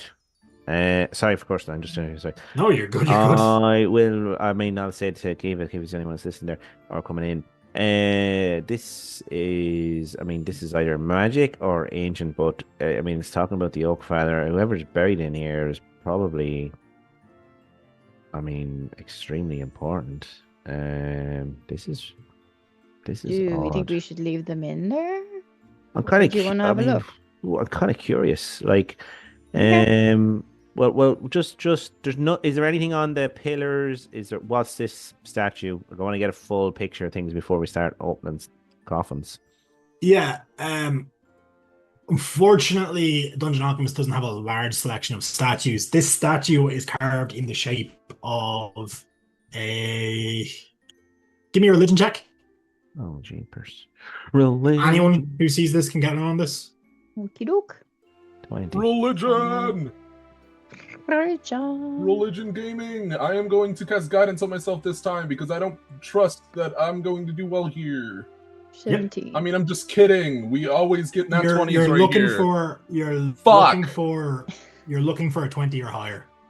Right, got it. Yeah. Every time you say Yeah, that, I'm not even bothering rolling the guidance. I didn't get shit. An unnatural 20. Okay, Buddy got a 20. So yeah, it makes sense that Buddy would get this, I guess, to a degree.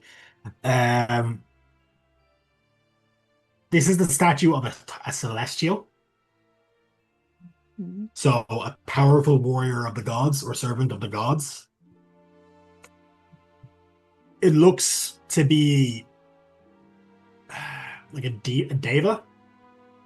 So a winged kind of angel almost. But instead of like the white feathery wings, and the like super kind of holy looking thing, this is a deva of Sylvanas. So it has this wild look to it. The wings are clearly that of like a hawk as opposed to, some sort of like a dove or something. It has this wild look to its face, fangs instead of teeth. And its nails are kind of claws and nails like claws or talons. It looks like this weird hybrid of bird, wolf, and human or humanoid all in one.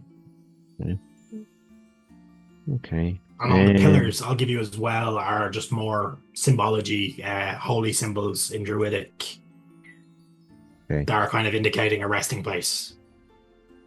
Turning then to the skeletons, right? Is there druidic symbols etched into them? A lot of them do in their armor. When you inspect their In armor, their has druidic armor. symbology etched into them. Okay. Would undead druids or undead minotaurs be? I mean, would that be normal thing for druid? That would be all blasphemous Right. to a degree. Um, Okay. I mean, there are some dark druids that may dabble slightly in necromancy and like the darker end of nature, but this seems it's with that 20 religion. I'm going to give it to you. These creatures were not raised to protect this tomb; they were interred within it and have since been raised.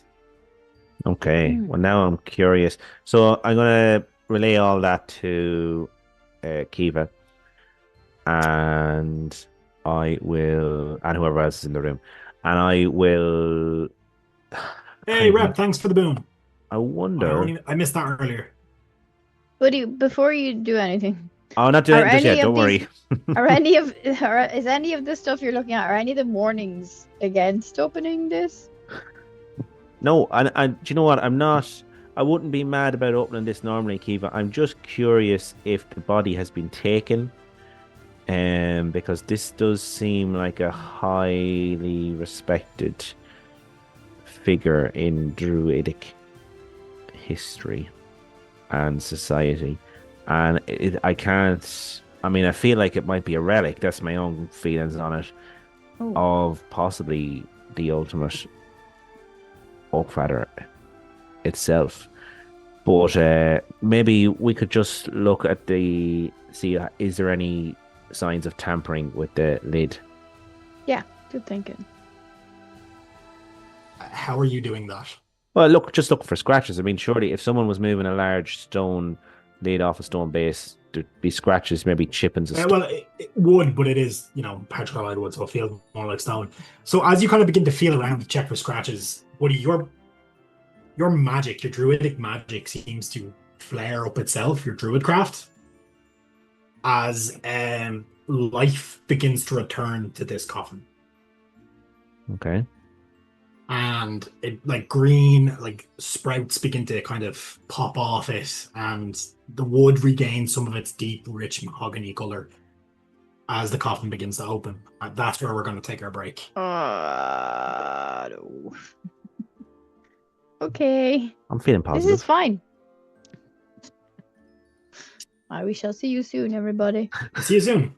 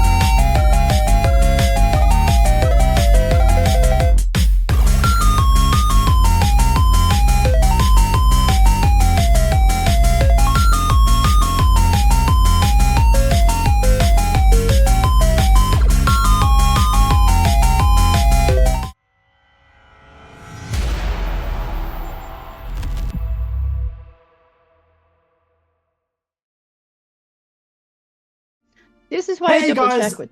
I'm not panicked. I definitely didn't accidentally close the blurb doc and have to panic in the last 10 seconds.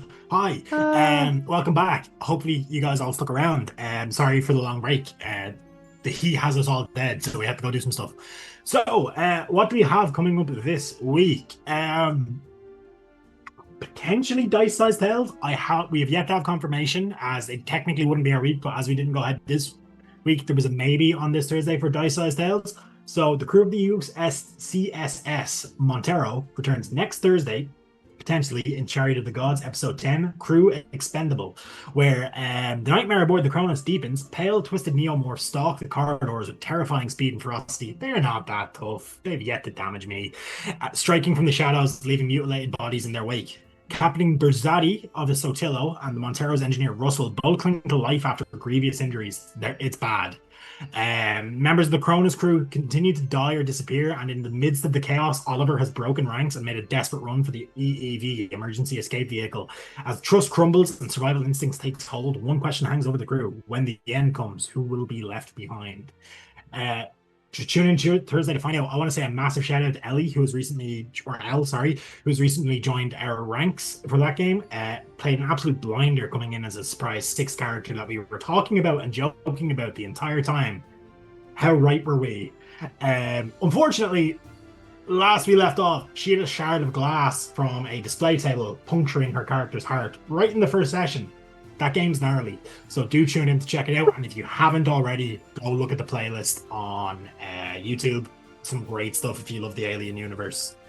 You can see me and Roberto there on Thursday, potentially, where I will very much be trying to murder his character. Following that, I don't think we have a game this Friday, unless there's any one-shots in the works, but I don't believe we do. Next Tuesday, we are back against the Crimson Queen. Within the Wizard's Tower, the party faced with alchemy and oozes. However, their ordeals have brought them one step closer to finding the artifact they seek, and they're about to break. Okay, got it. So yeah, that's all we have coming up in the next 7 days. What I'd also like to say is, if you guys haven't already caught up with it, do check out, speaking of playlists on the YouTube, the Portrait of the Lady, stuff that Dave has ran with a number of guest stars. It is, in my opinion, because I watched back one of the episodes there just yesterday on the commute and while in work, some of the best D&D stuff I think we put out. So definitely give it a look. Really good stuff. And much fun. Now would be an amazing time, if you haven't already, to start catching up on our Horizons Hollow Daggerheart game, as we have something in the works. Date to be announced. So if you haven't seen the first season, now's the perfect time. It's 10 episodes. Some great stuff. So, without any more faffing about, I'd like to shout out Mr. Dean Tierney, Dino Bags, for being a subscriber on the Patreon. Dean, we love you, and you're one of the funniest fuckers I have met through doing this stuff. So, yeah, thanks for the support.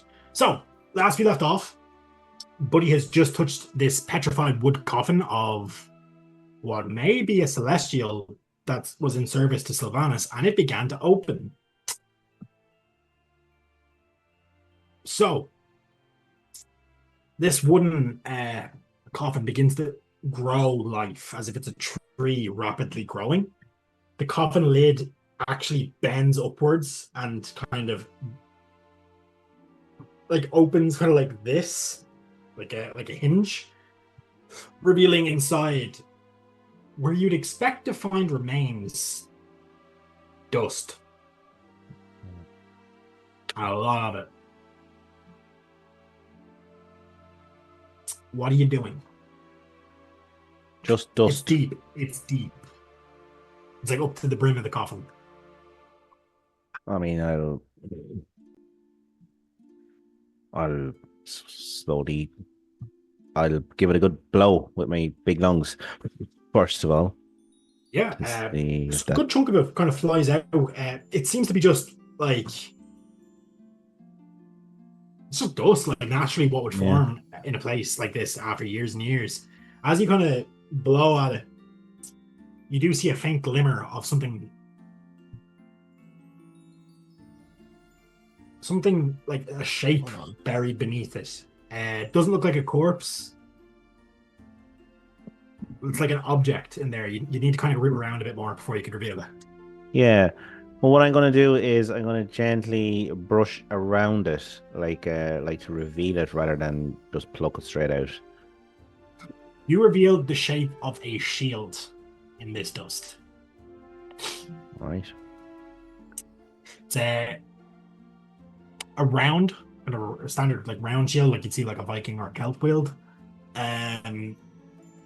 You haven't obviously cleared it off the surface, so you just see this round shape, and then obviously the divot in the middle that raises upwards.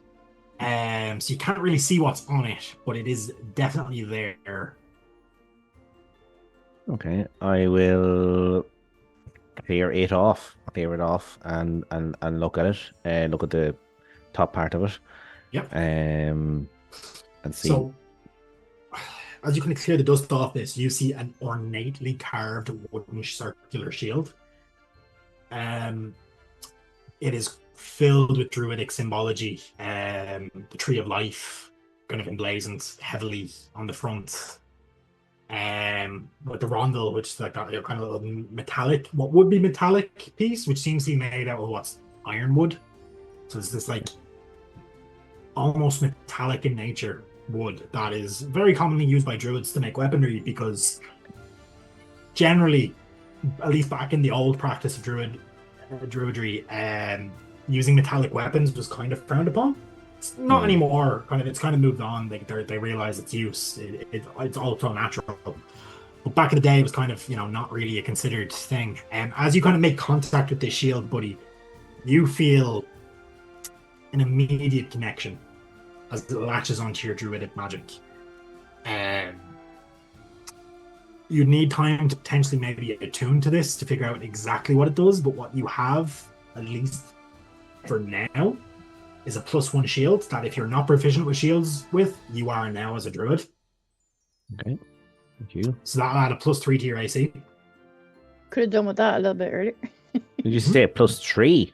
Yeah, so it's a +1 shield. So a normal shield adds +2 to your AC.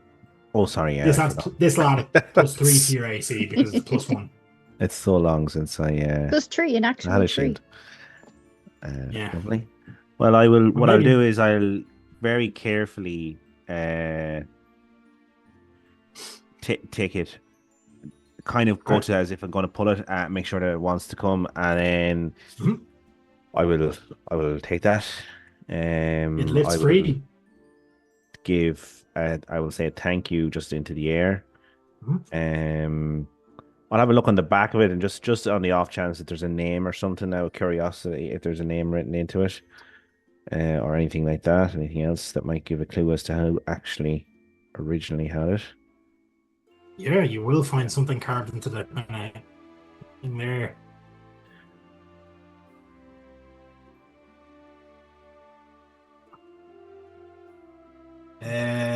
Yes. So it's Cernunor, CERN.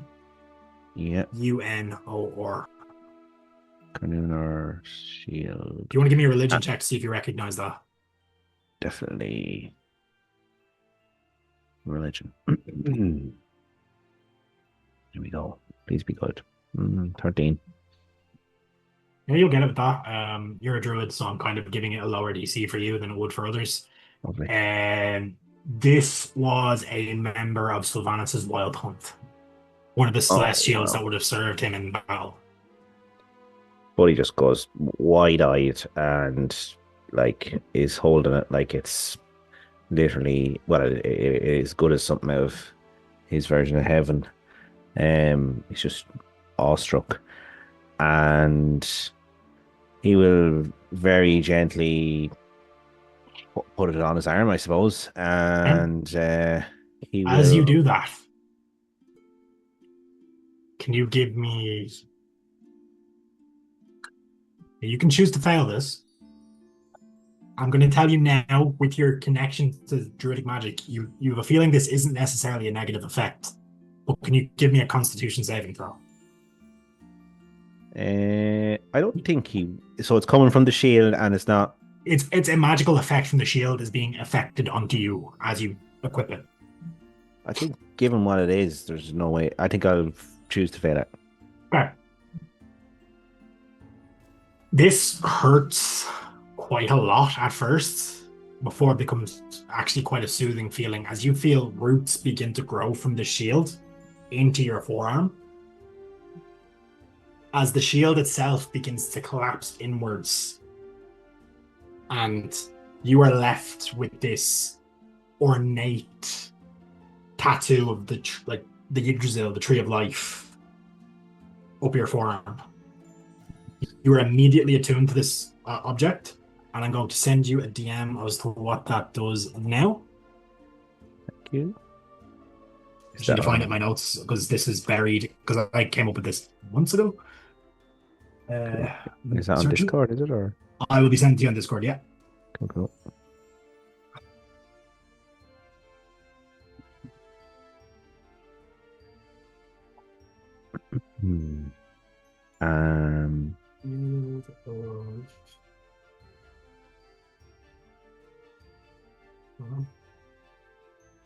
What do you want to just be like? Jesus. Yeah, feel free to react while I'm typing this out.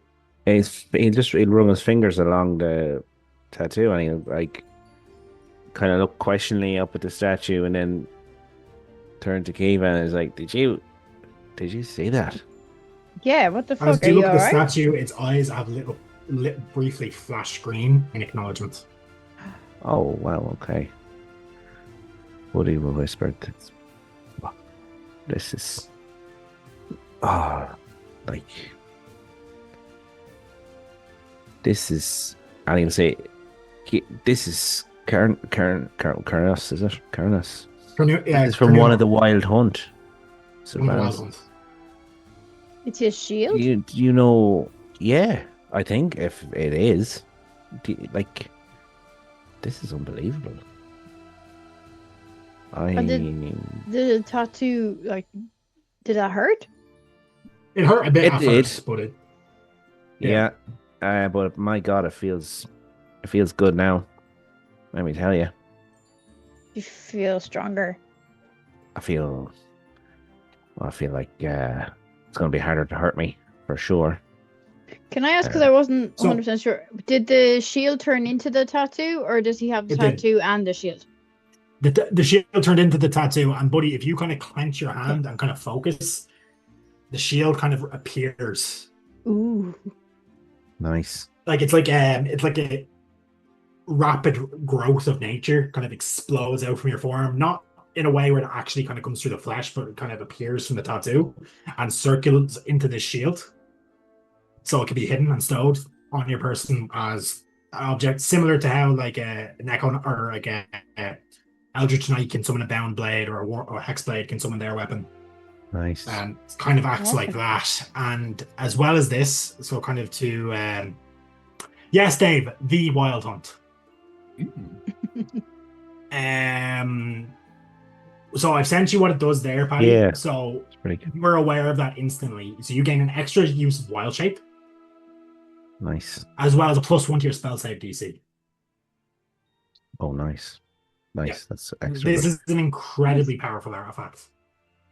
And I use the word artifact quite specifically.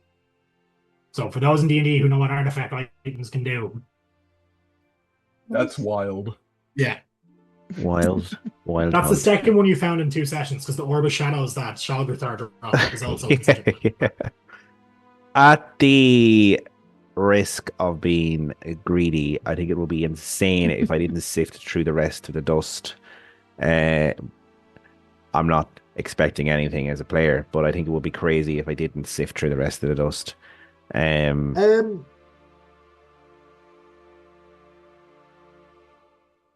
Give me a D100, please. Ooh, I love a D100. You want a high roll? That's what we hear. 67. 67? Well, you find something. You find... Hold on. Can I use an inspiration on that? Can I re-roll it? I'll allow it. Yeah. This could be... If it goes You high. have to take whatever you get, though. Yeah, I understand. If it's lower, no. it's lower. If it's higher, it's higher. Come on. Go on. 80. 80. Okay, you got... Yeah, that's a lot better. You find within there a bag of gems. Oh. If you open up the bag, you find 2 diamonds worth 500 gold pieces, Holy moly. Okay. and then miscellaneous gemstones worth about another 300. Okay. So I better That's put kind of in crazy. gemstones. I don't know if to write this down. So 500 gold in total, is it? No, you find 2 diamonds worth 500 gold pieces, which you would know would be revivify components. Nice. Okay. You have that spell, I believe, so that's why I'm kind of Yeah. pointing it out to you. And then you find 300 gold worth of normal gems. So what we got to do is we got to crack the diamonds. Because Revivify requires 300 gold piece diamond. If we use the entire one, it would waste it. So we crack it, and then we'd crack it, and then 200 from each would come together to make a third 400 gold We piece could die diamond. hard Cast it, like- mending on it. We cast it 3 times. Interesting concept, Gorbel. I'll turn once again to the statue, and I'll just touch my hand on it and whisper thanks again, and I will touch the lid to see if it closes again. It does, yeah. It shuts. And I'm just rubbing my arm as I'm walking. It's kind you of. essentially. Do you have Druidcraft cantrip? I assume you do. If you don't, you do now. No, I don't, but I do now. You do Okay. now. That shield will bestow that on you. Yeah. Nice. Yeah, I just rubbing my arm, looking in amazement, kind of quiet, walking back to the rest of them. Yeah. Wow. This shield does use up one of your attunement slots, might I add. So if That's you are fair. attuned to 3 items, you'll have to you'll pick one you'll have unattuned, because equipping this immediately attunes it to you. But you can, if you unattune to this shield with that, because you have to understand the ins and outs of it. That's what attunement is. You'd be aware that if you remove your attunement, you just lose the +1 effect, and you can't actually summon the shield. So it'll be just the tattoo. But you can then reattune to reawaken the magic to summon it. I get you. Yeah. Okay. I have the ring of protection, and that. So that'll be my 3. Yep. The mind shield ring, the ring of protection. I don't know if a really ring of need protection. them I don't think a ring of protection actually requires attunement. Oh, does it not? No, Well- that's just the +1. That's okay. Yeah. Even better again. The mind shielding ring does. Perfect. Yeah. Okay. They're still Okay. useful to have, even if you don't technically need them right now. They're good to have, especially in this world. There are things that will fuck with your head that aren't just everywhere. But yeah, as you kind of walk back down, well, Max is kind of taking the lead here. You see an open, clear room with what Sorry, looks can I to check be- this door before we go on that way? Oh yeah, down yeah, further? yeah. It opens. Is it Dunk, dunk. okay? Ooh, You see a torture rack. Oh wow. I closed the door. Yeah. Do. Was it clean? You would have to go in and look, Gorbel. I'm not that curious. Yeah. Good call. Kind of step into this open, large, clear room. You see a water fountain in the middle. Ooh, I'm thirsty. And I am down the very thirsty. end, there's a large door that you would assume leads off to the side, and then there's a slight altar here. Oh, this isn't anything alarming. Ooh. I'm just gonna watch Gorbel for a minute. You find this is where the Minotaur is charged out of, so you'd be reasonably understanding if there's no Okay. traps here. I'm just gonna hop into the water for a little bit because I need to be submerged in water for at least an hour a day, otherwise I get dehydrated. So this is my point in time where I could just splash in a puddle for a minute. Sacrilegious. Everything seems Well, fine we in can do here. D100. D100. What? please. All right. What? D100. 84. Okay, give me 1 second. I'll get right back to you on what that does. All right. Cool. Jesus.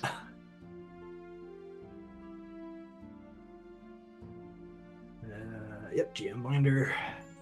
84, you said, right? Yes. Cool. You hear up above loud thunder just starts to rumble. Oh. Like outside of the room or inside of the room? You can Like, give does me it an sound like it's Arcana coming- check if you want.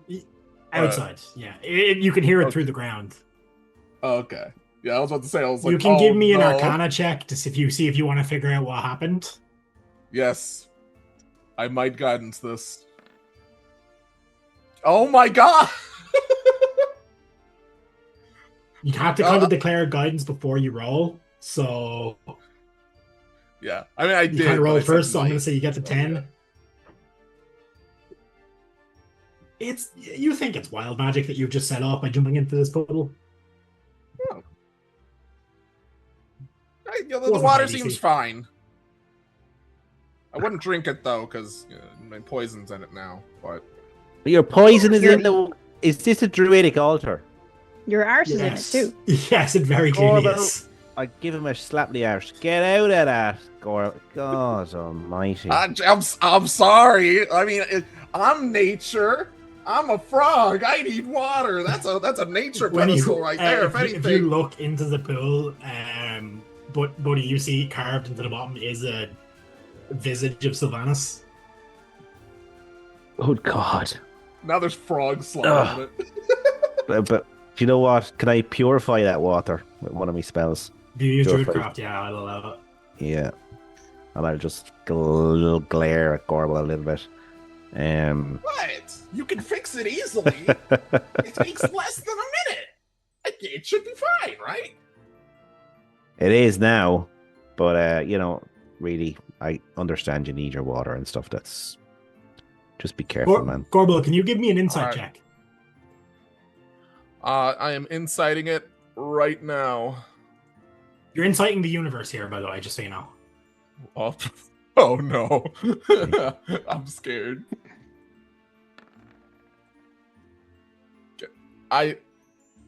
Alright.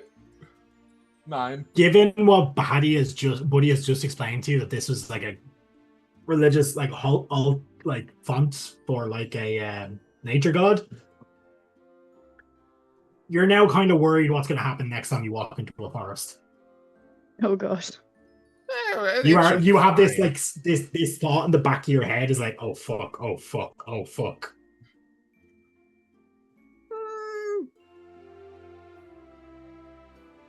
You know what?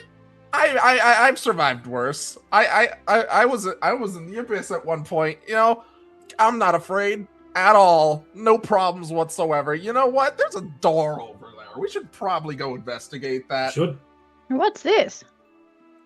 It's Cool. a it's a little like same petrified wood altar. Yeah. There's I'm just gonna have a look around it to make sure there's no like secret little hidey there's- holes. There's a few knuckle bones on it. Okay. knuckle bones. Well- Yeah, like the type that we'd use for augury.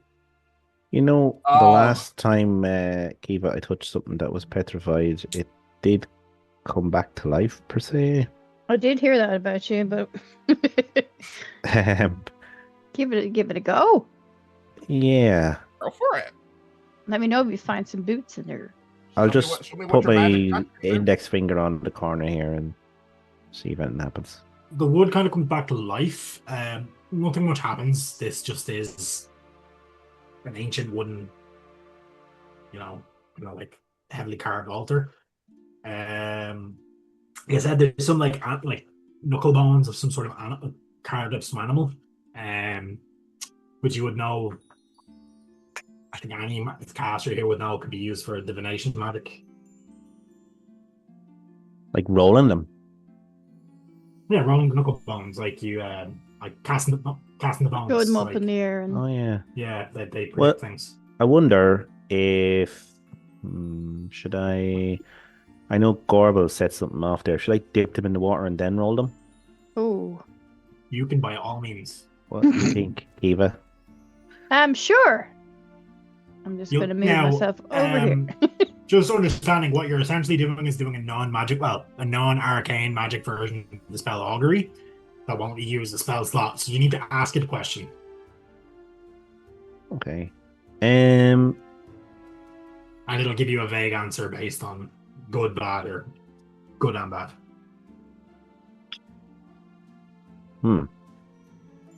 There's only one question Buddy has. My question is, will a forest try and smite me? Actually, there's possibly two questions. The question that comes to mind is the purple evil gone? Good question. So you toss them up in the air? Toss them onto the altar there, yeah. Yep. They kind of form a sigil. As they land, they kind of like, you notice them kind of twist and spin weirdly in the air to go land specifically. You, from this, get a sense of wheel, which is good. Okay. Wow. Well, it's good. So you get a good feeling. Yeah. I'm not expert at this, but seems like... Yeah. Like I said, you're not actually expending magic or a spell slot here, so how accurate this is up in the air. But yeah. Do you have any other questions? Feel free to dip them and try again. I think other questions can be answered with my own eyes, and I think Buddy would feel he'd be pushing his luck. He'll once again That's just because also open to other people. Oh. Okay. Buddy would start. Kiva's gonna have a go. I'll have a go, but you go first. I'm not in a hurry to know my answer. So, first of all, Kiva, what is your question? To know if people I don't want near have gotten near to finding out where I am, what my new name is, etc. Pass the bones. Ooh, Raid! Hi, Raid! Hey, Red! Who we got raiding us? Woo! We've got Caboose. Caboose. Caboose. Caboose. Are you Michael J. Caboose and do you hate taxes? If you get that reference, you're a legend. Welcome in. Welcome in. Good to have you. Yes, sir. Yeah, you get. Oh, nice. Love Red. I fucking love Red versus Blue, man. I haven't seen that in years. Greatest thing YouTube has ever produced, and even pre-YouTube, I guess. And yeah, so your question was: has anyone that you don't want finding out about your new identity, gotten close to that answer? Yeah. You get an overwhelming sense of woe. Whoa. Is that good or bad? Very bad. Oh, cool. Rap. Okay, cool. Not cool, but okay. Thanks. She will shove them towards Gorbel, looking kind of. So she's not saying her question out loud, or do you have to say her question out loud? No, you don't. Hey, Kate. Backstory. Yes. You poked the bear. Yes. So Gorbel. Yeah, she said it in her head, but then she's kind of gonna look visibly kind of shook and give them over to Gorbel. Gorbel, go for it. All right. When I go to take a piss in the woods next time, will I need to worry for my life? Half bones? Yes. Whoa. Oh no. That's what you get. But also, it's never safe to. It's also never safe to piss in the woods around here. So like, you don't know. You from traveling through here, you know how dangerous the Aegis Woods are, which are the nearest massive forests. So like, yeah. Is it referring to that, or are you specifically in fucked whenever you go? Like, you don't know. Will an apology fix things? Whoa. Interesting. All right. I am never going to a forest again. Yeah. Oh, look, a door. Open the door. what's in the door? Nothing. It's just a black. Well, it's not nothing. It's a similar kind of ornate door. Wait, Max, do you not have any questions? Yeah, Max, you have a question? Yes. Will Kiva get new shoes? Yeah, I should have asked that too. Wheel and woe. Oh dear. Doobie doobie, come see, come saw. She will get shoes, but they're They going won't to be- be a disgrace. Well, the get ones I shoes, have they are won't- dead man shoes, so they're pretty You'll get bad. new shoes. They won't be comfortable. These ones aren't too good. No, she's gonna start wearing socks and sandals. Yay! Ew. Or Crocs. Ugh. Crocs are only acceptable when you're getting out of the pool. They are never acceptable. They're comfy though. They are, unless you're a surgeon or a nurse who needs some. Fair. Real Yeah, life it's a- story. Real life story. Quickly today, literally today, I saw a fully grown adult male who was driving a car and all that, adult stuff. Had a pair of Lightning McQueen Crocs on. Honestly, I respect that more than normal Crocs. Yeah, me too. That's sick. I'm not That's dissing. kind of cool. I am That's not. cool. 'Cause, How yeah, did you I'm know? not- Was he waving them out the window as He was drove? out. No, he at some point was out of So the you were car. looking. He You were was looking at driving the car and he just had his one foot out Yeah, the driver yeah. window. It's Look an what I got you automatic. guys! Roberto. This is not the Patreon. Put those away. Yeah. Sorry. Can we censor that in post? Yeah, you said that in post, guys. We don't show that for free. Go Enough of that check our with Kiva, Patreon. so we have enough of that with Kiva and her feet. Okay. So Yes, my feet are all Da- different. Dave, I think you already have an inspo for the next time you play in one of my games for a joke you've made, but you got another one for that. Or like heel and toe. That's Okay, the to worst the thing wall I've or to the ever door. heard. Before we go out the door, okay, what are druid altars used for? Like, what's their normal use? Oh, there's a lot to unpack there. Depending on the circle, sacrifice, ritual sacrifice is not uncommon in druidic practices. Right. Communing with nature.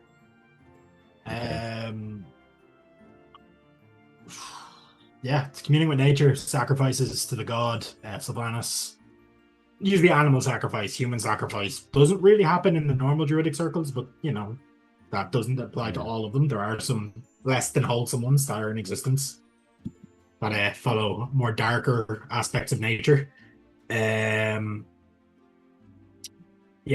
of communing with nature, which you feel like this augury might be using nature as opposed to tapping into the divine aspect of nature and its connection to the world, as opposed to asking a god a question. Okay. And then trying to boost the land with an altar would be something that a couple of druids would do together, would it? A stone circle mostly to boost the land, yeah. Okay. You could do it. You'd find one of these altars in the center of a stone circle.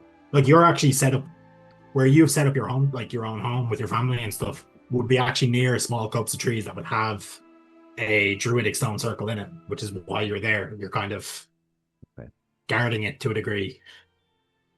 That's okay. I just wasn't sure how rare those were. So I'll just In this part of the world, actually quite common. Other parts will be rarer. Okay. Cool. Thank you. it's likely that the skeletal minotaurs, aka the skeletors,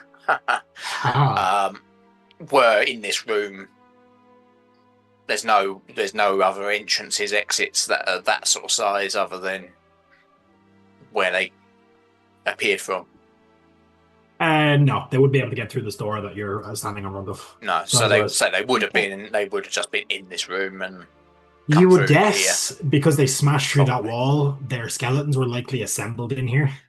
Right. Oh, Maybe to protect the altar, maybe for something else. It's hard to know. There's definitely something else though lurking around my somewhere. door. goodness. Definitely a weird vibe. More doors. Yeah, 3 doors. God damn it. That's Three actually just doors. a triple wide door. Oh, okay. Phew. I was like, 3 doors. Shit. I dynamic lighting did it itself. But that's just a really big door. Yeah, that's Okay. what the And, Dungeon Alchemist does, yeah. Does that sometimes. And just to kind of set the scene. In the center of this room, which Dungeon Alchemist seems to have not done when I imported, there are four sarcophagi. At the foot of each sarcophagus is a carved stone brazier. As I step into the room, I'll explain these in their description because it's puzzle time. Sarcophagus 1 is carved with waves and drowning figures. Sarcophagus 2 is carved with flames and burning embers. Sarcophagus 3 is carved with cracked earth and falling stones. And the fourth sarcophagus is carved with swirling winds and lightning bolts. Sorry, what was the last one? I was just writing them down real quick. Swirling wind and lightning bolts. I think we Is blast. there anything on the walls? Yeah, if you look at the walls, each of these torches are actually have an orb in the middle there's a blue, a red, a brown, and a white orb. I know exactly what must be done here. Are you gonna go and wash your bum in the water again? I am decently hydrated. I think I never need to touch water ever again after that. Corbin, The maybe you can. water in that was actually quite salty, so You might be able to clean yourself. Wow, who put salt water in it? it's holy water. What do you expect? Holy water! When was the last time you had a baptism and it was salt water? Anytime I have ever been in a church and I tasted the holy water just out of Wait a sheer minute, curiosity, why? it's been salty. It's not Ew. from salt, that's from sweat. Oh fuck, gross. I never Okay, thought of so that. sorry. The torches, I did that as a child, okay? I have not Red. been in a church Yeah. since I was like 10. red, white. Now you're good. Brown and something Brown. else. And blue, I think. Red, white, brown, blue. Okay, Alright. so do we Correspond think to the spell kind like of. the brazier ideas. with the? I would think so. Should we do it all at once? I Or would is there a say need to so. do that? Well, let's Oh, try no. that. I mean, what we can't hurt with doing them all at once, can we? Which is. I don't know got why. the water. I cast shape water and have like a small like sphere of water float above my hands and I carry it over to the water one. No, I think it's. No, hold on. Whoa, the- Gorble. Well, Don't go off. Slow your hop there for a They're second. lit braziers, by the way. These Oh, they're lit. orbs in the torches, are what we're talking about. they're like colors kind of correspond they're like with. tennis ball, maybe slightly bigger than tennis ball sized orbs of color. Are they something we They can seem- like pick up with our hand? I mean, they're inside a torch, so you can. Oh, It'll so- hurt. What do you I'll think? cast Sarah? mage hand and just kind of like try and grab it. So the And waves if it one. hurts the mage hand, the hand will disappear, but then the orb will kind of like fall forward and I can just catch it. So we'll assume the brown one is the earth, yeah. Yeah. So hold on. The braziers in front of the coffins, or whatever you want to call Yes. them, are lit. Yes. Right. Because they're already lit. So Wait, so wait, no, actually, wait. So waves is number 1. Yep. Flames is number 2. Cracked earth is number 3. Wind is number 4. Are the colors in a particular No. order? Like, where is the They're white one? seemingly so where you would normally store fuel for a torch, these orbs are set, and then they're burning. Yeah, but what I mean is on the wall. What are their positions on the wall? It's not really specific because there, but that's the red one, blue, So- brown. I'll just do a color collapse draw. Red, blue, brown. I'm just wondering it. Mm. Oh, so Red. we gotta take the orbs and put them on the sarcophagi. put them in the Possibly. brazier, maybe. Oh yeah, we probably should look at the sarcophagus. You said that they were in the brazier. No, they're on the torches on the wall, The torches on the and wall. there's braziers in braziers. front of the sarcophagus. Each of them, Okay. with So yeah, a we take them from the braziers and put them in or take it from the torches and put it in the brazier. So like the Or blue we can just one take the torch itself. the blue are one the torches to- stuck to the wall? to the wave, maybe. They're mounted in sconces. So we can pick them out. Yeah, or we hope What we do we can. do with them? Right, I'll pick this one From up. the brazier, I think. That is sorry, one sec. I'm just gonna Oh, draw flame. them. Why am I drawing as well? What? I'm drawing. Oh, Or just coloring them first. oh, it's this little arrow thing. That's Yeah, what I meant to do this already, but I forgot, and I figured I'd Alright. just explain. White. White and brown. There. Yeah. And then, yeah. So Then So it's, we take one each? yeah. Yeah, you can do it. Arthur will come join up. Or if not. So blue for wave, is that what we're saying? Hmm. Brown Right, for earth, yeah. Yeah. Red for Red fire. for flames. Yeah. So white for lightning and stuff. Yeah, Yeah. swirling winds Okay, and lightning and crashing waves. And blue for crashing waves. And what? Stick them into the braziers. Yeah, I guess. That Well, seems easy enough. Before we do Reese. that, is there anything on the what's the word, sarcophagus that now that we're closer? Is there any carvings or other Like I than said, what we've seen? it's just the depiction of each scene. Okay. All right. Well, before we do this, anybody else got any other ideas? Do we end up summoning Captain Planet or something we when we might do this? I am stuck in the wall, by the way, Carrion. We will where you moved summon. me. We will summon the Avatar, Master of all four elements. Thank you. So are you taking all four? Yeah. Yeah. Cool. And Yeah, into the what are you doing? corresponding braziers. Yeah, it's the Braziers. corresponding braziers. Yeah, so you drop them in. The doors in front of you, lower down, kind of like one of those Skyrim vault doors. Nothing happens with the sarcophagi. Oh my god, we were overthinking it. Oh, so they lower as in open. I Yeah. told you were overthinking it. Well, Nice. come on, it's a It's dungeon. listen. I've learned not to give people difficult puzzles. well, especially Oh. we aren't It great. takes hours. Pointing at my feet, I'm not so good at them. Yeah, so Zul, Dungeon Alchemist kind of messed up when I saved it. For some reason, there were sarcophagi there on Dungeon Alchemist, but there aren't on the actual save version of the map, so I don't know what happened. A little bit here. So yeah, you come in. This seems to be like a little chapel. What Kind of the hell? mirrors the one up above ground. This is a bit Okay. strange. This Yep. little section here. Which They're section? just kind of like, I guess, where you have down the back of the church, where you'd have like the little things for candles and stuff. I guess if you think of it that way, it's kind of like that little sort of section. altars thing. Little altar, yeah. There's little tiny altars and stuff like with little effigies and stuff. There's nothing crazy. What's this? However, Stop wandering around. that seems to be filled with the same sort of water that is over there.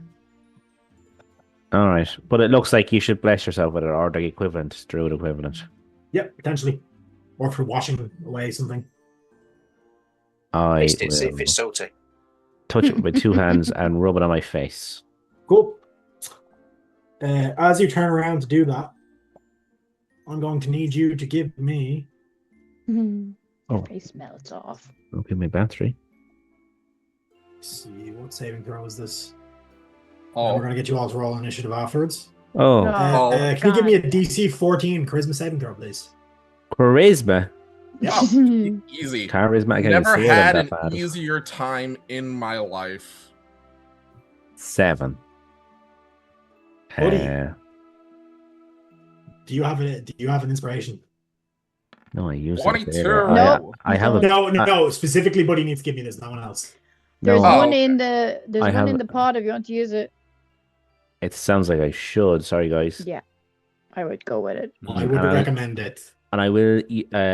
I'll probably use a boon as well, potentially, depending on what score I get. But I don't know if I have to declare it now. Oh, mother of God! There's no point in using the boon, is there? No. Buddy, you had one are possessed. Oh fuck! As you not the feel first this time. horrifying chill Thank as a ghostly entity takes up residence within your body. Oh god damn it! I'm going to need you all to roll initiative against Buddy. Oh my Oh, god! PvP. Yes. PV. I am not PvP usually a because- proponent of PvP, but whoever touched that was getting possessed. So Oh my God! PvP. Okay. Well, I Should've waited finally till have a Corbin good did it 'cause initiative. He's squishier. Oh, sorry, no, Oh. turn order. Wait, turn order hasn't been cleared. Oh. Um, Okay. Gosh, damn it! Are we gonna just use what we had already or re-roll? yeah, use what you had Yeah. already, and we can adjust. Reroll now, so you can just adjust it. Fuck's sake. Sorry for cursing. 4. Paddy, you've never once said we care about people cursing. We all do it. Oh, Max got only 3. No, Max got 20 because he has advantage. Oh, shit. That's all right. No, I'll do my last one, 16.5. Uh, 16.5, yeah. Been nice knowing you, Right. Patter. Buddy hasn't acted yet. God. Oh, yeah, so they don't know. Did they know I'm possessed? They don't know you're possessed yet. Oh, You fuck just yeah. kind of, they just see you kind of straighten up weirdly, Okay. kind of screw your eyes together as if like when you did that, maybe like the water was cold or something. And you just kind of like, because it does look like you had a chill come over you as you did that, and nothing yet has happened. Shivers. You okay, buddy? Kiva's watching just because she saw what happened in the other room with the shield and stuff. She thought that was really cool, so she's like wondering if anything has happened when he's done this. So she's not walking up to him, but she's walking towards him because that's what she was doing the other Paddy, I'm sending you whispers. Oh, okay. I'm trusting you. Bear with me then for a minute. I haven't seen it after just yet. It's not just voices in your head. room. This time.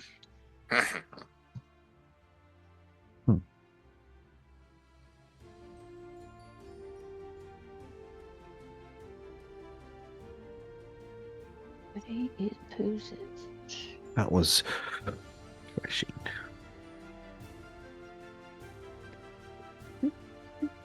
Have you said them, Garrick? I sent you. Oh, I think I sent it to you. Yeah, I did. Sent you Okay. whispers. Why did he DM me? Why did I get DM'd a Tarask stat block?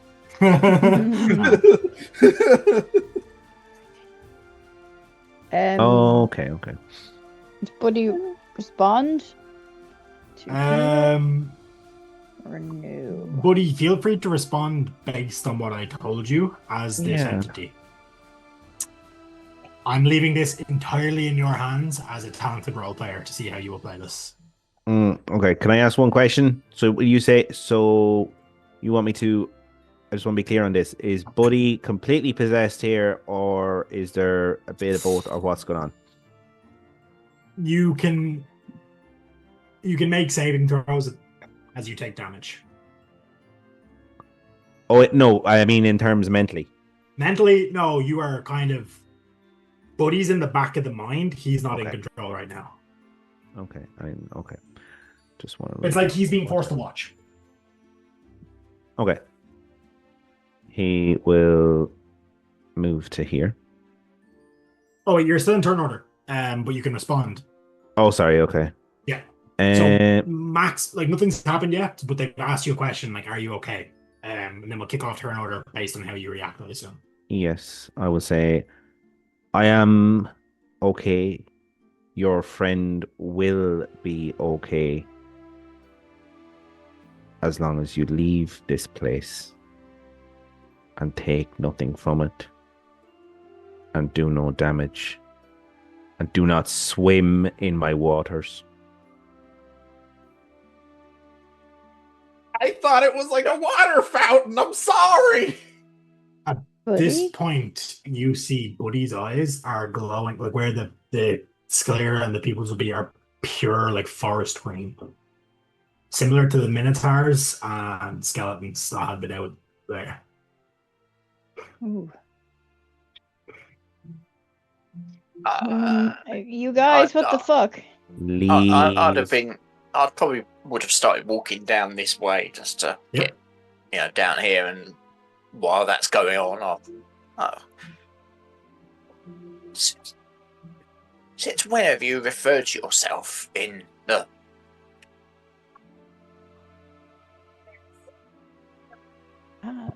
Exactly. Person Exactly. of your So, type? exactly. Fool! I am not your friend.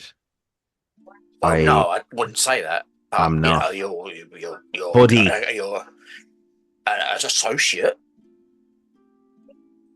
Something's I have happening. told Wait, you is that best? that you Slow down. must leave this place. Leave it intact. Nope. Well, Not without our friend. Your friend will be safe when this place is safe. Well. Don't be foolish. What were all the undead we fought? part of the safety in here? Yeah, you were. They were. You were in the. What is currently happening was also in control of them, is what I'll say. Buddy. Yes. People should Okay, not well- be encroaching upon this Okay. sacred ground. Well, we'll leave, and we'll take our friend Buddy. If you get the fuck out of him right now, and I promise you, we won't touch anything else. Or Gorbo can go and do backstrokes in the water. I'm not. No backstrokes will be done in my waters. I'm not So let- entirely convinced. Get you Let Buddy are go. like you used to out. be. But it don't For the have fourth- waters. Time and Yeah. my patience is running. At this stage, more than Very 6 tame. seconds has gone past, so I'm gonna start ticking down the turn order. Yeah. We're gonna get to Buddy as he says that fourth time threat as everyone's ready to bargain. Can I get everyone to Yeah. give me insight checks before he acts? Just to see if you're prepared. You have access to all your abilities, by the way, still. Oh, that's a wrong nat one for Sorry. me. I'm Jesus Christ. very confused. I'm so clever. Yeah, Kiva Sorry. and Max, you are entirely confused. Sorry, Arthur's in the turn order. I'll get him in now. You are entirely confused as to what's happening. Buddy has started speaking in the third person, acting as if he's somebody else. Gorbel, you got what was that? 27. Froggy check. Oh, accident, misclick. Oh, you got on that one as well. Yeah. We all Okay. have the dumb. So this is down to Arthur. Oh no. Oh, we hurt He ourselves is- in our confusion. He's actually good Yeah. at insight. So Yeah, like, Shit buddy, we that. just got here. What do you mean your temple? You need some optracks. Your eyes look a Um, bit weird. Illusions of grandeur. Other eye washing Perhaps solutions you should are available. 25. Your Arthur kind of, as you guys are saying this, just goes, he's fucking possessed, you idiots. And I'm going to roll him into insight, into initiative. Gosh damn it. 20.19. Oh. So Can I act? you can act. I'm going to say you get this, because none of them up until now twig this. You get a surprise round, and then we're going to go into initiative as it is. Perfect. So I move to here in front of this cross or religious symbol. It's like a Celtic cross, I will say, but druidic. have a taste of my power before you make yet another foolish decision. And I'm going to cast Wall of Fire Oh Okay. if I god. can. Yep. Yeah. But I'm going to cast it just to like, how do I draw this? So, like that. And from behind the flames, I'm going to scream, "Get out, and your friend will follow. Stay, and you will all burn." So is that it for him then? No bonus action? Yep. or anything? Okay. We're going to go into turn order. We're going to start with Arthur. Arthur is going to, realizing what's happening here, as the only one who realizes, he calls out that Buddy's possessed. He's not. Yeah, I Can don't I know what use this possessed him reaction either. just to He's say- being an asshole. Do you believe that if we leave, he'll send Buddy out? Arthur's going to go like, oh, we can try, and he's going to cast command. Using one of his warlock slots. So it has to be at second level. So he's going to target. He's going to target the spirit. And he's going to utter the word leave. So you need to make a wisdom saving throw against the spell save DC, which for some reason is shown as 0, which is wrong. Should be spell save DC is 8 plus proficiency plus modifier, so 14. With my own things, is it? Your own, yeah. Yeah. And it's sorry, what is it? Wisdom. It's your body resisting the spell, so it's a DC 14 wisdom save. Okay. I will use a boom if I need to, because there's no way this would. No, Well, 17. Yeah, like it's a 17. So you feel it, and you like the spirit inside you, buddy. You kind of regain your consciousness for a split second, and then just fades back into this kind of murky, foggy thing where you're still seeing through your eyes, but everything just feels slow and wrong. Okay, that is it for Arthur, he is going to take 5 steps back and waiting for like the flames going to flicker in your way. He's going to dive in behind one of these pews and he's going to hide.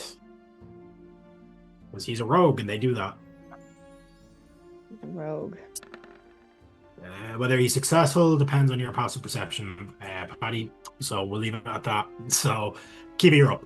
You see this wall of fire erupt around kind of this statue and then that there. I don't know what to do. Oh, I'm Yeah. such an asshole right now. I I mean, could be such an now that asshole. Arthur's called out that he's possessed, if anyone wants to give me a Arcana or religion check, I may be able to shed some light as to how to deal with that. I am not. The high religion DC. shit.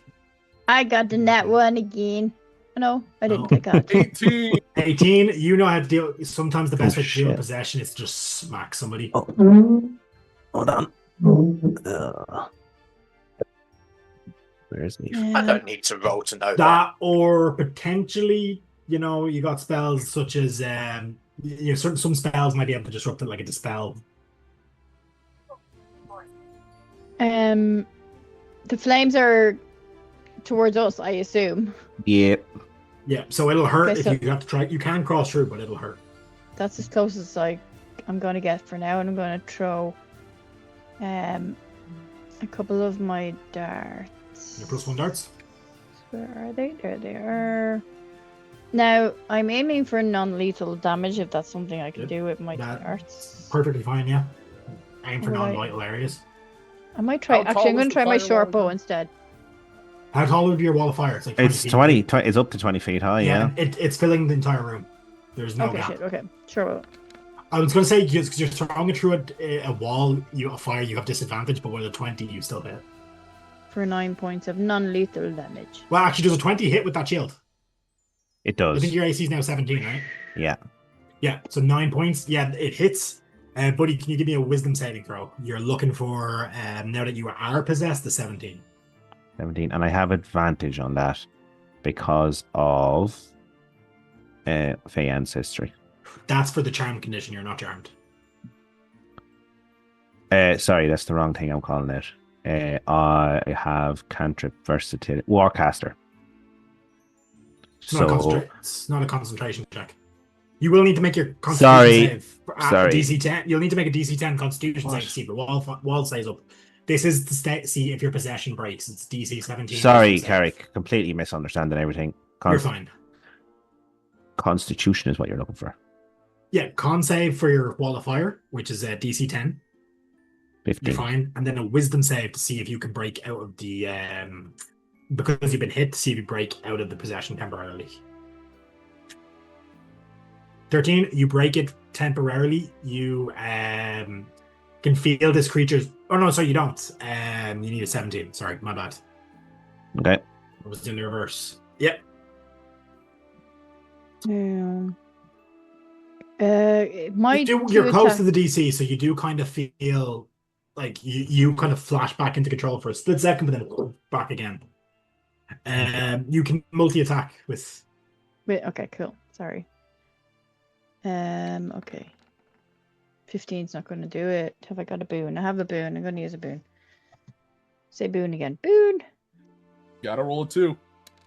1. So you're using your bow here, are you? Yeah. Yeah, so the arrow just kind of catches fire and burns away. I'll just use my free action to shout, "Buddy, fight harder!" And that Okay. would be me. Max, you're up. Wall of fire, raging away. It's getting very hot in this room, kind of like it is in real life right now. I am going to not rage. Okay. Yeah, not going to rage. I am going to pass through the fire and flames. Okay, what kind of saving throw does he need to make, Paddy? Okay, so bear I with think me. I saw it as Dex. It's Dex, yeah, but what's the DC? It'd be +1 to whatever your previous DC is. It just says if you enter it, a creature takes the same damage when it enters the wall for the first time. Right, roll your damage for it then. Says, yeah, I mean, do you DC take 15. DC 15? Okay, I've just scrolled up the doodad list. Oh. there we go. Well, it'd be DC 16 then because of the shield. That's so. right. Yeah. Okay. Go. Roll. That's a lot of damage. Jesus Christ. Rolling. 12. You take 27 points of fire damage as you leap through this flaming wall. Worth it. Yep. Because then I will recklessly whack him with my warhammer.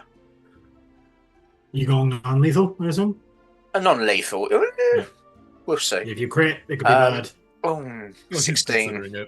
16 just misses. Yes, Do you have a boon? misses. Actually, Paddy, your character, you tell them if it misses or not. Sorry. Yeah. No, it's okay. I'm checking what I'm going to do next. Yeah. So I appreciate the help, Garrick. Okay. Hey, thanks, Dave, for the gifted sub. That's your AC 17, I think, isn't it? You said so. Yeah. I could boon it. I'll boon it. Yeah, it'll hit. Not that it matters too much, but ow, 1. So yeah, 17 now. Yeah. Roll damage. Mm-hmm. If it does more than 5, it'll trigger a wisdom save. Yep. 9. No, 7. I'm not raging, so 7. Yeah. So, more than 5. Paddy, give me a DC 17 wisdom saving throw, please. Go. Fuck yeah. 10. 10. It's not enough to shake the grip. You can go again, Max, with your extra attack. Yes, I will try to hit him again. That's better. That's 27. Okay. It will do 8 damage, Same and it will again. push him 10 feet. Yep, you get slammed back into that cross. It cracks slightly, and Where I am, it has to be away from me, so he'll be pushed down the map. You are pushed into your own wall of fire. Is it through that own wall of fire? Does that affect you? I assume so. Yes. One question. From the first attack, I will just do the Constitution save. Yep, with can't save advantage. DC 10. 11. That doesn't. Dave is just shouting that you have an inspo, so I'm just letting you know. You do have an inspo, buddy. So an 11 on that means you do save, so you keep maintain concentration on the wall of fire. Okay. Actually bad for you as you get slammed through it. So you need to make a dex save against your own DC. Okay. And then another con save. Then another con save, and then another wisdom save. Dex save, so half 21. damage. Take half damage of the 27. Jesus Christ. What was that? 14? Round down, so 13. No. Might matter too much now in a minute. And then another Did you take- concentration. Did you already take off the 8 points? Yes. Yeah, okay, so you're going to need to give me 2 concentration checks. Second 8, I didn't. No, that's from the second attack, Right. is it? Yeah, second attack. So, 5. oof.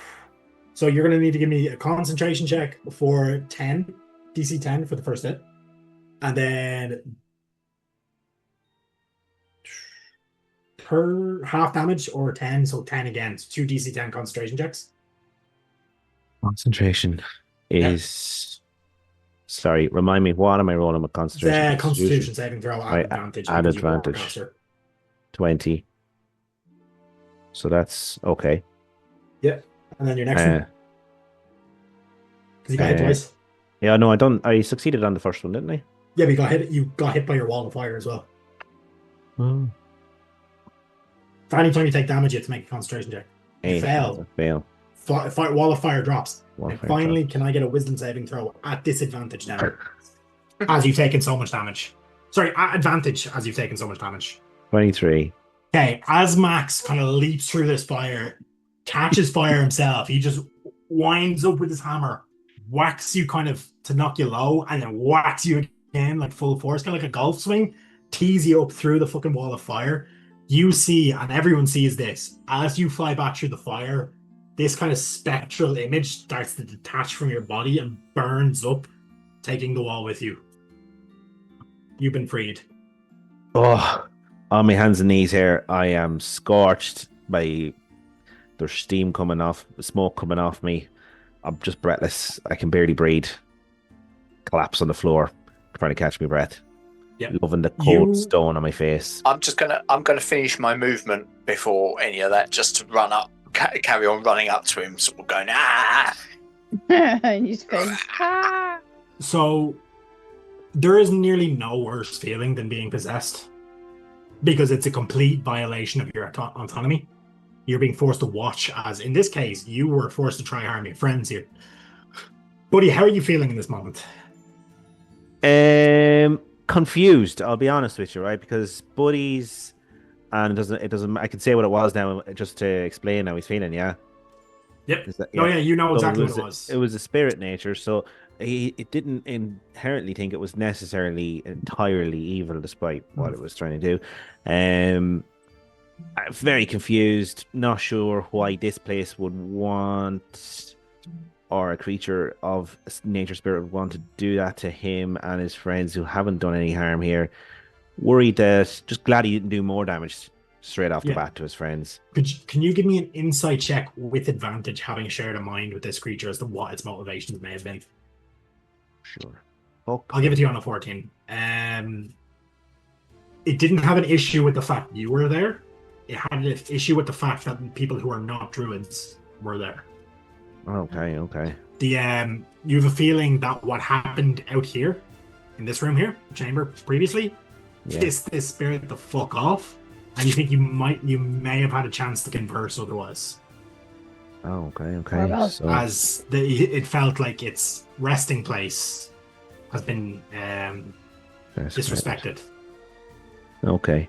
You know what? I'm not even going to be able to say that just right off the bat. I'm going to roll over on my back, panting and breathing.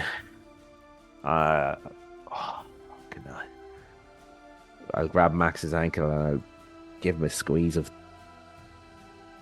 thanks. Oh, he's still alive. Get him. Get it off. Smash it. How is Buddy looking? Rough. I'm near fucking dead. He was going to go up and pour a potion of greater healing into his face.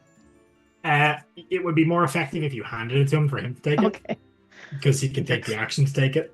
Yeah, I'll do that. Waterboard him with it. Yeah. So you get you gain 20 hit points right back. Take that. Oh. Buddy, you have been now. This is a weird day. You have been both blessed, potentially blessed by your god. Druids aren't really the subservient type. They respect nature in Sylvanas more than worship him. It's not really a worship situation. But he is essentially the god of what you do. Has kind of blessed you potentially by lead. It's kind of, did he lead you here? Were you meant to find this? It opened for you without you having to do anything, kind of thing. And then also gored by a minotaur that was guarding this place. Beat the shit out of by your friends because a ghost tried to tell them to leave, or maybe not a ghost, but some sort of spirit, and they didn't listen. You definitely have at least 2 broken ribs right now. Yeah. So I think the first thing that Buddy's going to do is take a good solid drink of something strong. Yep. Then he's going to turn to Garble. Alright. You've mentioned before that you keep your flask around that kind of area inside your kind of thing. Can you give me a look check, please? Odds or evens? I will go with evens is good. And it's just a D20, isn't it? D20. Oh. As you go to pull out your little hip flask, you kind of shake it, and then you look, and there's a hole right through the middle of it. You're wondering why that gore burned so much as the alcohol was carried into the wound. Oh, for fuck's sake. I fling it at Garble. And I say, fuck yeah, you frog fuck. You had to fucking climb into that fucking fountain. Would you ever think twice? If you could even think once, it might be helpful for a change. A man of learning, you said when you were back in the cage. You wouldn't fucking learn in a school of Monday Sundays. Now listen, fuck you. That's it. Garble, fuck you. And he pick up something else, anything, and he'll throw it at Gorbel again, and he'll just collapse back on the ground. And Can you give me a D20 plus Dex as you just hook a rock at Gorbel just to see if it hits it? plus me Dex, what is the plus 2? D20 plus 2. Mhm. And that's just frustration in the moment. He would try to intercept that. You have deflect missiles, right? Yeah. Yeah, I'll say you do your deflect missile roll as you kind of dodge in the way. Well, I'm not even really trying to hurt him. It's just frustration, you know. It's Oh yeah, it doesn't hit anyways, but like No, he's pretty squishy. this place, as he says lie back, it just I don't didn't want you guys. This place has been good to me, but we should get out of here because Yeah, but we can't yet because you're still fucking hurt. Max is still if you hurt. had left. Does Buddy remember what was? He does remember what was said. He knows what the spirit was saying. Yep. doesn't Oh yeah, he knows exactly. He knows everything. You were Yeah. fully just. It's like somebody took you Sometimes- out of the driver's seat and just shoved you in the passenger seat, and you have to just sit and watch them drive your body terribly. Yeah, I appreciate your bravery, Max, jumping through fire for me. Really do. Sometimes you should just listen. Just listen. You know, I would have been okay. It was didn't all. know that. You were talking like you were not you, but you were you, and about you, but in you, Max, it was And- it wasn't me. That's with the you, point. in you. How do Round we you. know? Like, if we got out How and you never arrived out, we'd have to come all the way back in again. How do I know it's you right now? Yeah, Maybe we should Max, smack him again. you. His eyes look normal again. Yeah, does Max even cop that? I wonder. You guys, thank you. But he takes a deep breath. He says, "Thank you for saving me.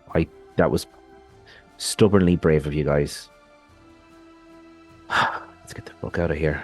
And Question. I'm gonna Hang out. sort of slowly swing and tap him with my hammer, just to. fuck's sake, Max! What are you doing? He's all right. Okay, Just check it. let's Just check it. How is This- Gorbel this- feeling right now? carry on. Kind Oh. of sitting still, looking at the ground. He didn't say anything. Kiva's gonna walk over because she's the one that deflects shit. Don't take it personally. He's a bit pissed off. He likes that booze, and I'm gonna take liberty here. His wife got him that hip flask. Don't take it personally. And Kiva's Alright. going to go to wherever he threw it, and she's going to pick it up and bring it out because she'll try and get it fixed somewhere.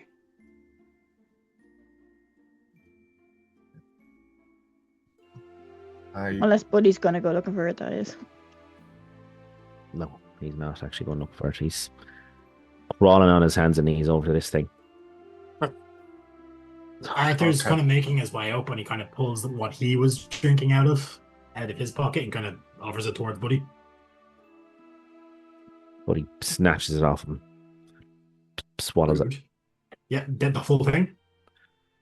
How big is it? Just a flask? It's a hip flask, yeah. Yeah, he swallows it and puts the hip flask in his Can I own get a pocket. Constitution saving throw, please? Dude.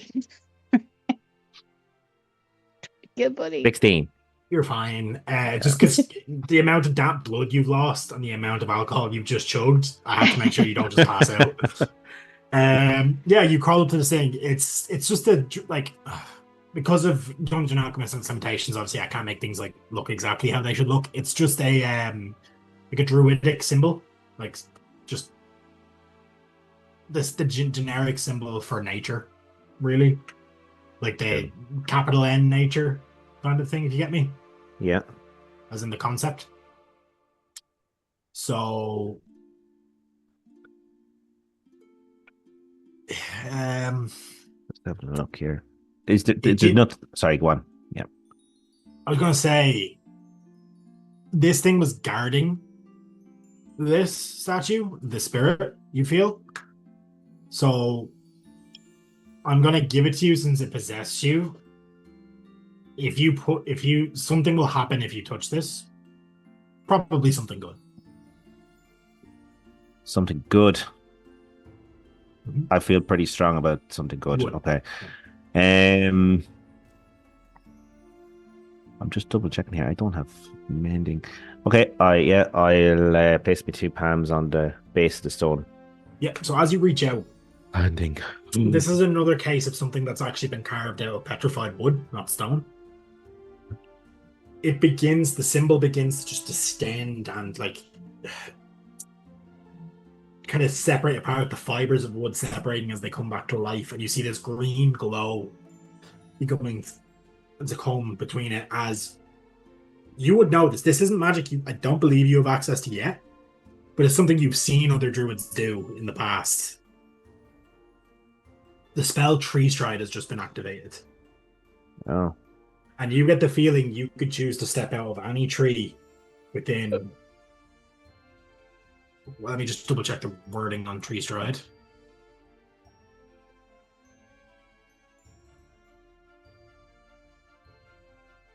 $24, that's 2015. Sorry, one second, just loading up.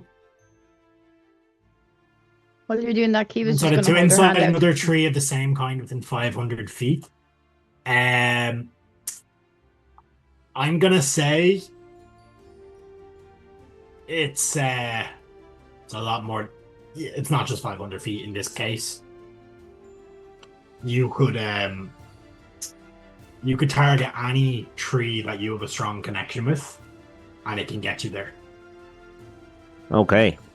It has to be a strong connection, yeah. Just to clarify. Has to be a That's tree okay. that like Buddy would have That I know. spent time with, nature wise and his magic. It's like this is essentially Tree Stride crossed with Sanctuary, or is that the spell? Or no, Word of Recall. The one for Okay. clerics that lets them teleport back to a place they've designated. Okay. This is essentially a druidic version of this flavored as Tree Stride. Okay. So I'll say, right, guys, I can get us out of here, but it's just one place I can get us. It's gonna be near my home. Are we going to be safe? Should we rest here first? It's gonna be. Of course, it's gonna be. Why wouldn't it be safe? It's my home. You would know this will put you out in a grove of trees that are surrounding this kind of old stone structure that Buddy would have used himself for druidic rituals in the past. Maybe it's where he learned his druid craft. Yeah, I'm gonna say my parents are buried underneath the tree as well. Yeah, so I spent a lot of time there. Yeah, it's a massive gnarled oak. Yeah, and outside of that, not too far from that, would be the kind of in the middle of this stone circle. Would be the burnt out hollow of his home, unless it's been repaired since in the 4 months. Yep. So we can either go out here or try and go back. It's hard. You have to see. Find that hard to breathe. Okay, let's go. And Kiva's going to hold her hand out to Corporal and help him get up. Give him a wink. You guys better step through first, as I'm not sure what happens if I step through. I stand up by myself. You'd be aware. Leave me there with my hand out. That's so mean. It's like when people don't give you the change back in your hand. Buddy, you'd be aware if you step through the tree on your own, it'd close behind you in this situation. So you kind of have to be the last one through. Yeah. Yep. Let's go. I look dissociated. Come on, Gorbel. No man or frog. No matter how fond he is of swimming in sacred pools left behind.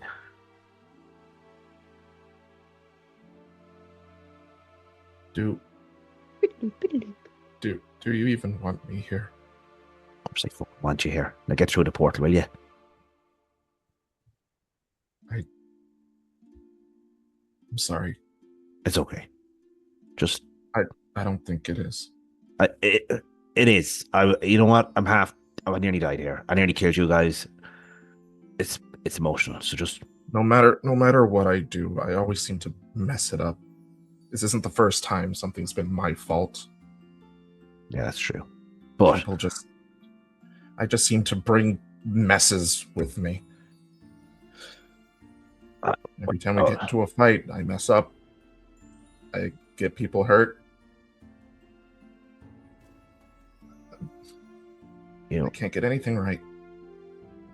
Listen, we all get things really wrong in life. I kind of know a little bit how you feel, so you've done good by us. You've stuck by us. Bunch of strangers in a strange land. You risked your life. You pretty much died at one stage first, didn't you? I guess, but even after I get sacrificed pulled off about how I messed up the fight to begin with. No, that was me. Yeah, I know. Garble, that's you find me inside of a cage, and you help me escape, and I can't pay it back. Even when I risk my life, I don't feel like it's good enough.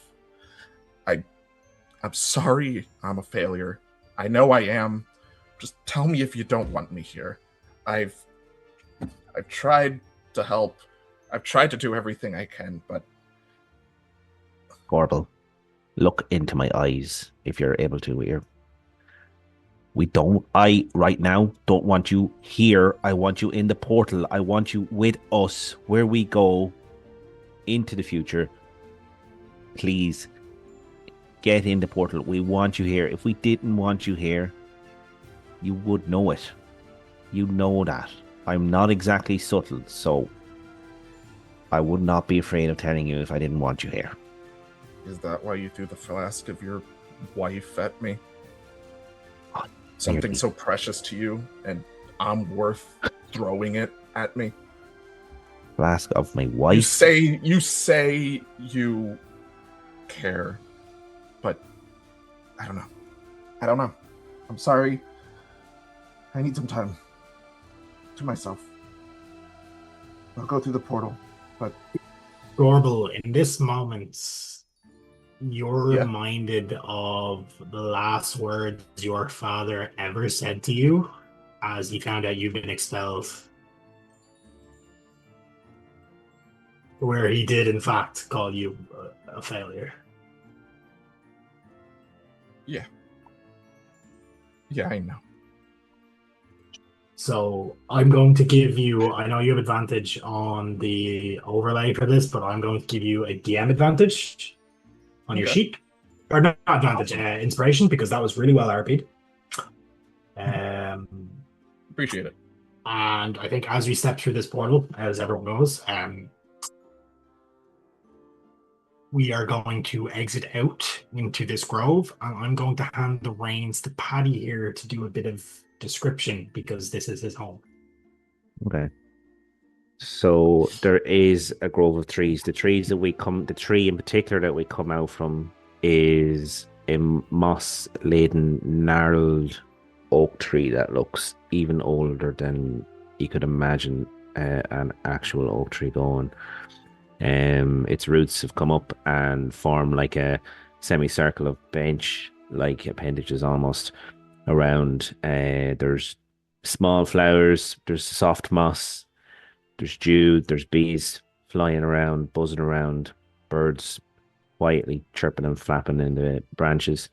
There's a little mound in the middle with a natural mound of earth that comes up, and on top of that there's a stone that looks like half an egg with different carvings in it.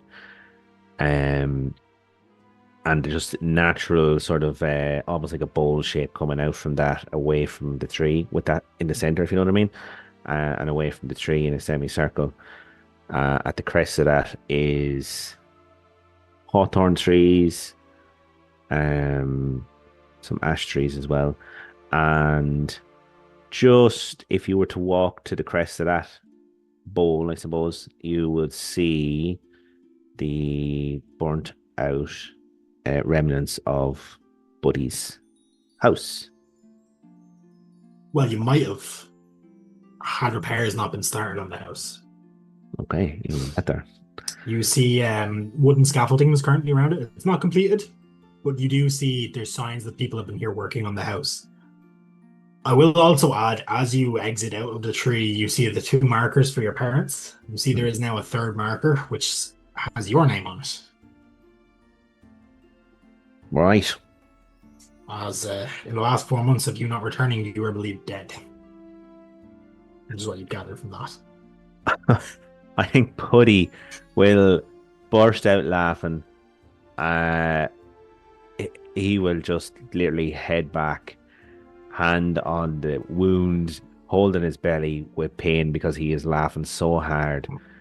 And also, it just strikes him that somebody must be here to have put that there, and he's laughing with all sorts of emotion. The ridiculousness of people thinking he's dead in his own mind. The happiness is somebody he's hoping his family have stayed around to put up this stone. And